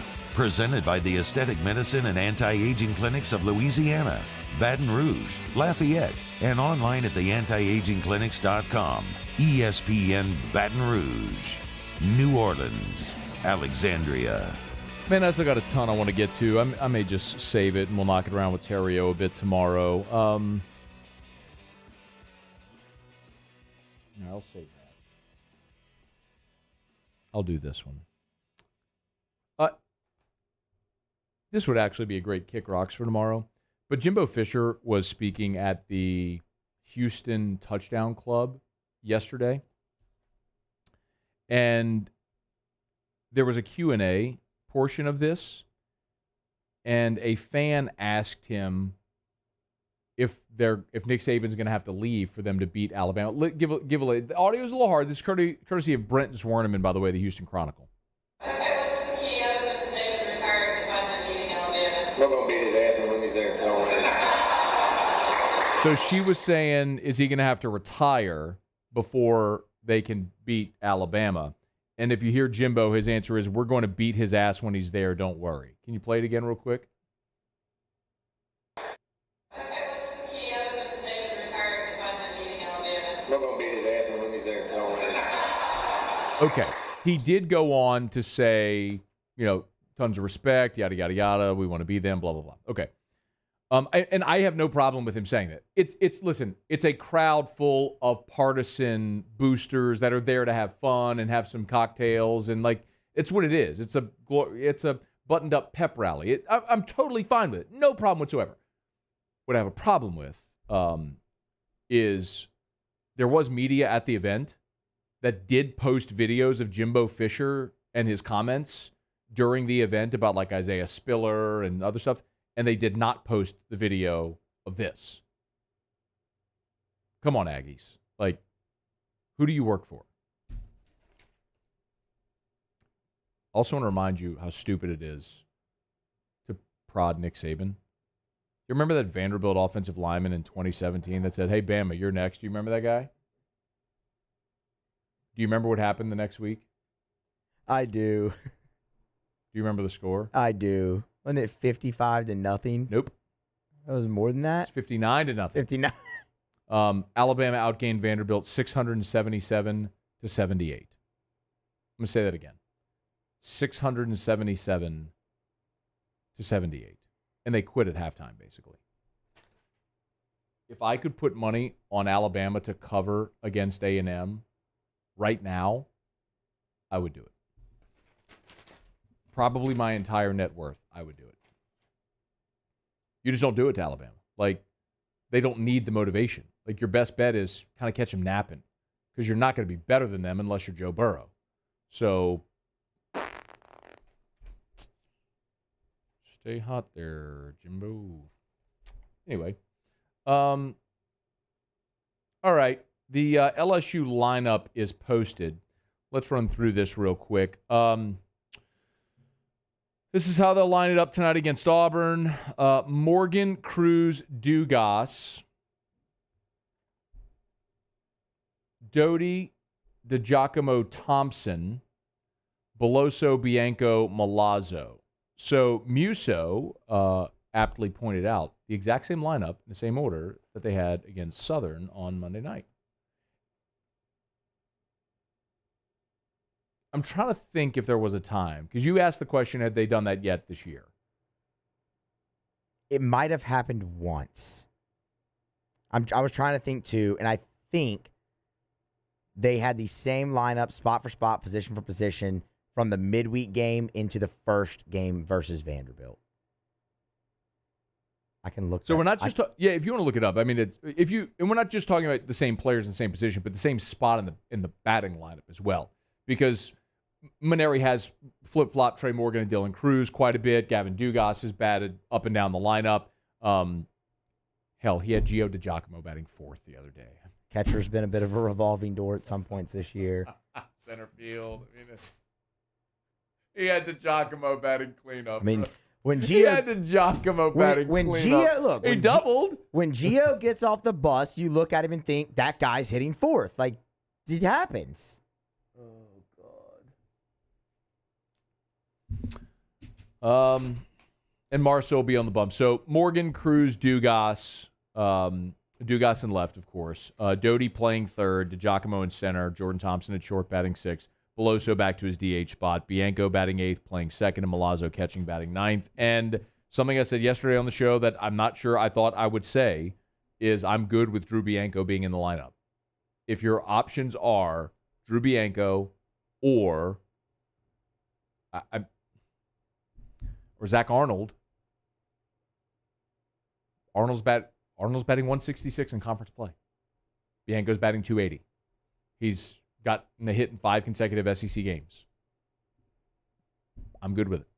So let's hope they don't have brain farts on the base paths tonight. Did you snort? A little bit. There's a little bit of phlegm in there. They got it? They did not have the same lineup in those 2 games. Okay.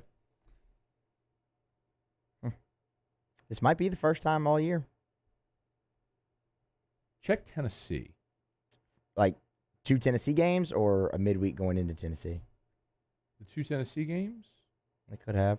I know they switched up the lineup for game 3. Because they had the pitching matchup, yeah. That's bizarre. I mean, May 6th. Paul tinkers, right? Paul tinkers, we know that. But even still, he generally at some point, he finds his lineup. And he rolls with it. This may be the first time all year that they've used the same lineup. Position by position, spot for spot in the order, back-to-back games. Working to confirm. Efforting, as they might say. All right, it's after further review. We'll knock out a quick break. Otter will be here for a little Otter locks and what we learned when we come back. It's AFR. AFR. All right, fellas, Mother's Day is on Sunday. Have you taken care of Mom yet? If not, you can get by Clegg's Nursery. 4 locations in the greater Baton Rouge area. Flower plants, roses, rose bushes. Clegg's Nursery. Gorgeous way if Mom is a green thumb. To help her brighten up the yard, her outdoor spaces, house plants as well. Great options at Clegg's Nursery. Also, if you want some outdoor decor, garden statues, wind chimes, garden flags, bird feeders, great options for Mom for Mother's Day. And if you're not sure what to get, that's okay. How about a Clegg's gift card? Let Mom choose. Great way to treat her, let her treat herself this Mother's Day. Seaganeer Airline, LA 16 in Denham, Mid-City on Donmore, and the Garden Center on Greenwell Springs for more than 60 years. Buy local, shop local. Take care of Mom and tell them Matt sent you in to Clegg's Nursery. A certified pre-owned vehicle means that it's been certified by factory-trained technicians. It meets a stringent criteria of over 155-point inspection. We want to make sure that vehicle is mechanically sound and that we have a warranty to back it up. There's no mileage limitation. You can be assured that you're driving a vehicle, you got a good value, you'll get that special financing, those special incentives on certain models, and some of the other amenities that you get with a certified pre-owned vehicle. To the heroes who are working tirelessly to care for our communities, we thank you. We will never forget the countless hours you dedicated on the front lines, choosing to risk your own health to fight for our friends, neighbors, and family members. I mean, you guys are out on the front lines fighting it.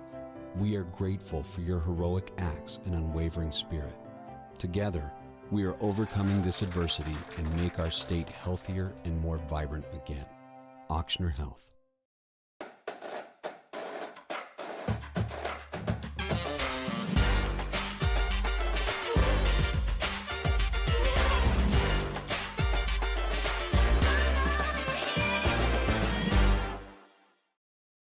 It's no secret. The best oysters in Baton Rouge are at Jolie Pearl Oyster Bar. Enjoy mouth-watering South Louisiana flavor and oysters from all over the country. And don't forget our nightly drink specials.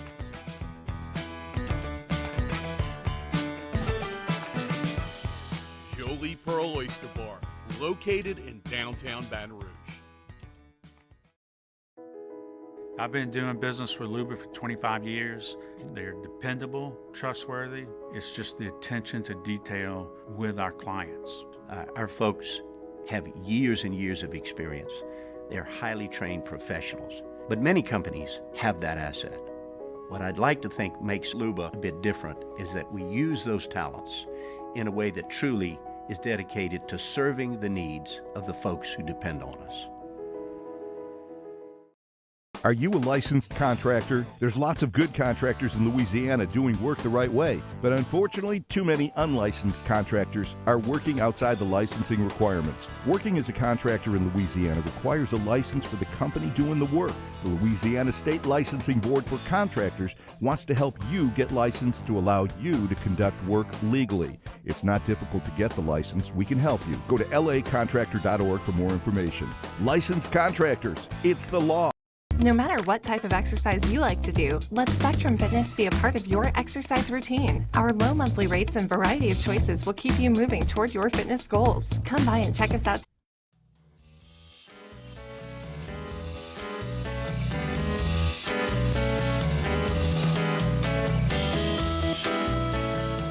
After further review with Matt Moscona, presented by the Aesthetic Medicine and Anti-Aging Clinics of Louisiana, Baton Rouge, Lafayette, and online at theantiagingclinics.com. ESPN Baton Rouge, New Orleans, Alexandria. As always, brought to you by South Point Volkswagen, southpointvw.com. New and certified pre-owned in Baton Rouge and online at southpointvw.com. I just dropped my pen, but they never drop the ball at South Point, and they got a full lot of vehicles. It's something a lot of dealerships are struggling with right now is getting inventory.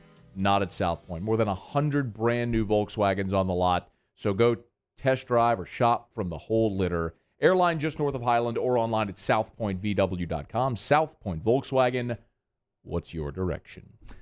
All right, one thing left to do. Find out what we're betting on tonight. Time for Otter Locks. Otter Locks. Otter Locks. All right, we're joined by Jimmy Ott out at Jolie Pearl Oyster Bar. Otter, how are you? I'm doing fine, Matthew. How about you, buddy? I'm doing fine as well. I'm trying to do two things at once. What's up, buddy? Talk. Colucci night. Colucci! You didn't yell Colucci. Normally you yell Colucci. Well, I need some more energy. Otter, if you want me to get back on the Colucci train, damn it, I need some Colucci energy from you. Well, I mean, he's got some. It's Chalk Lucci tonight. He's got the Islanders minus 245, Boston minus 275, Pittsburgh minus 331. If you don't want to lay the big money, you can put them all in a 3-team parlay, and it'll pay plus $1.50. All right, not a bad option there. You know, we're downtown. And I thought I heard the Colucci horn, but it was actually the boats going down the river. Let me hear the Colucci. It is so stupid. What do you have for us tonight on top of Colucci's hockey bets? I am going with the sweeps, man. I'm going to take the Rays. The Rays have won the first two. How about the Angels? The Angels released Albert Pujols. Might have to do with, I don't know if you saw this. He was a fly ball. He was a runner, base runner at first base. He tries to tag up and advance to second. He was out by like 5 feet. And like, Albert, kind of time to go. Yeah. But the Angels have really struggled as of late, and the Rays are playing better. We're going to go with the Rays. They're coming back plus $1.35 too, Matt. So Tampa Bay plus 35 in our one Major League Baseball play. And I've got one NBA play for you tonight. LaMelo Ball, he's a lock. He's a lock, baby. He's going to win the Rookie of the Year. Okay. And, man, he's fun to watch. And they are he shares the ball. He really does. He's forget the goofy old man, bro. His kid can play, man. LaMelo, we're going to take the Hornets plus 4.5 against the Chicago Bulls. They're at home catching 4.5. So 2 dogs tonight. Charlotte in the NBA, Tampa Bay, and plus 35 in Major League Baseball. And then Chalk Lucci, Islanders, Bruins, Penguins. All right. We're looking forward to it, Otter. What's coming up on the show? Me and Hanny here tonight. The Hanny man. We got a lot of afternoon day baseball to recap.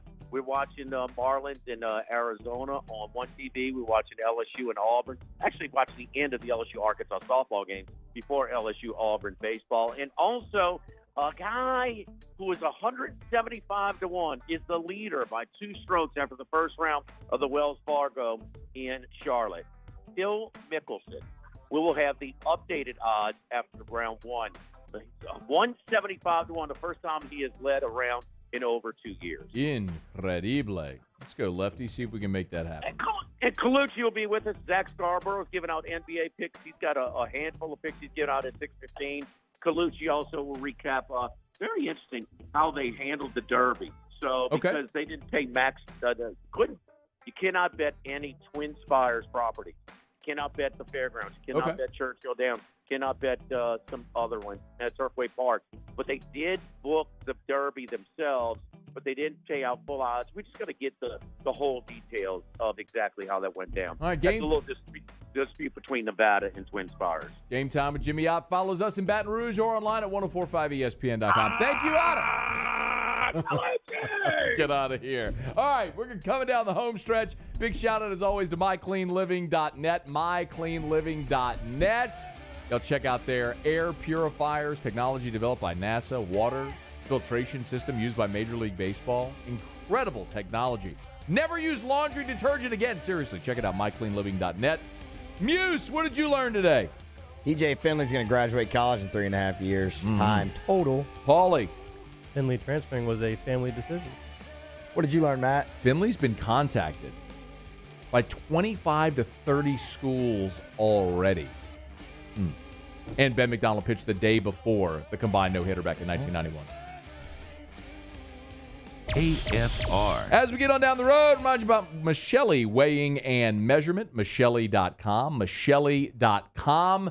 Check out the website to learn more. The website, Michelli.com, is an incredible wealth of information. If you operate a business or work in a business, any of the dozens of industries that weigh or measure something from agriculture to a local brewery, or if you work in a big, giant chemical plant, Michelli sells, rents, and services the equipment that you use every single day to weigh and measure. At Michelli, they like to say, we show the world what measurement can do. As big of a company as they are, they still love to do business face-to-face. 29 offices in 11 different states. You can find the office nearest you. You can ship your equipment to them. Their track system offers you 24/7 access to your calibration certificates, absolutely free. Learn more. Michelli.com. At Cornell Toyota in Opelousas, Happy Town, USA, $2,000 can get you into a new RAV4 for $329 per month. That's $329 per month. So come on down to Happy Town. That's Cornell Toyota in Opelousas, Happy Town, USA.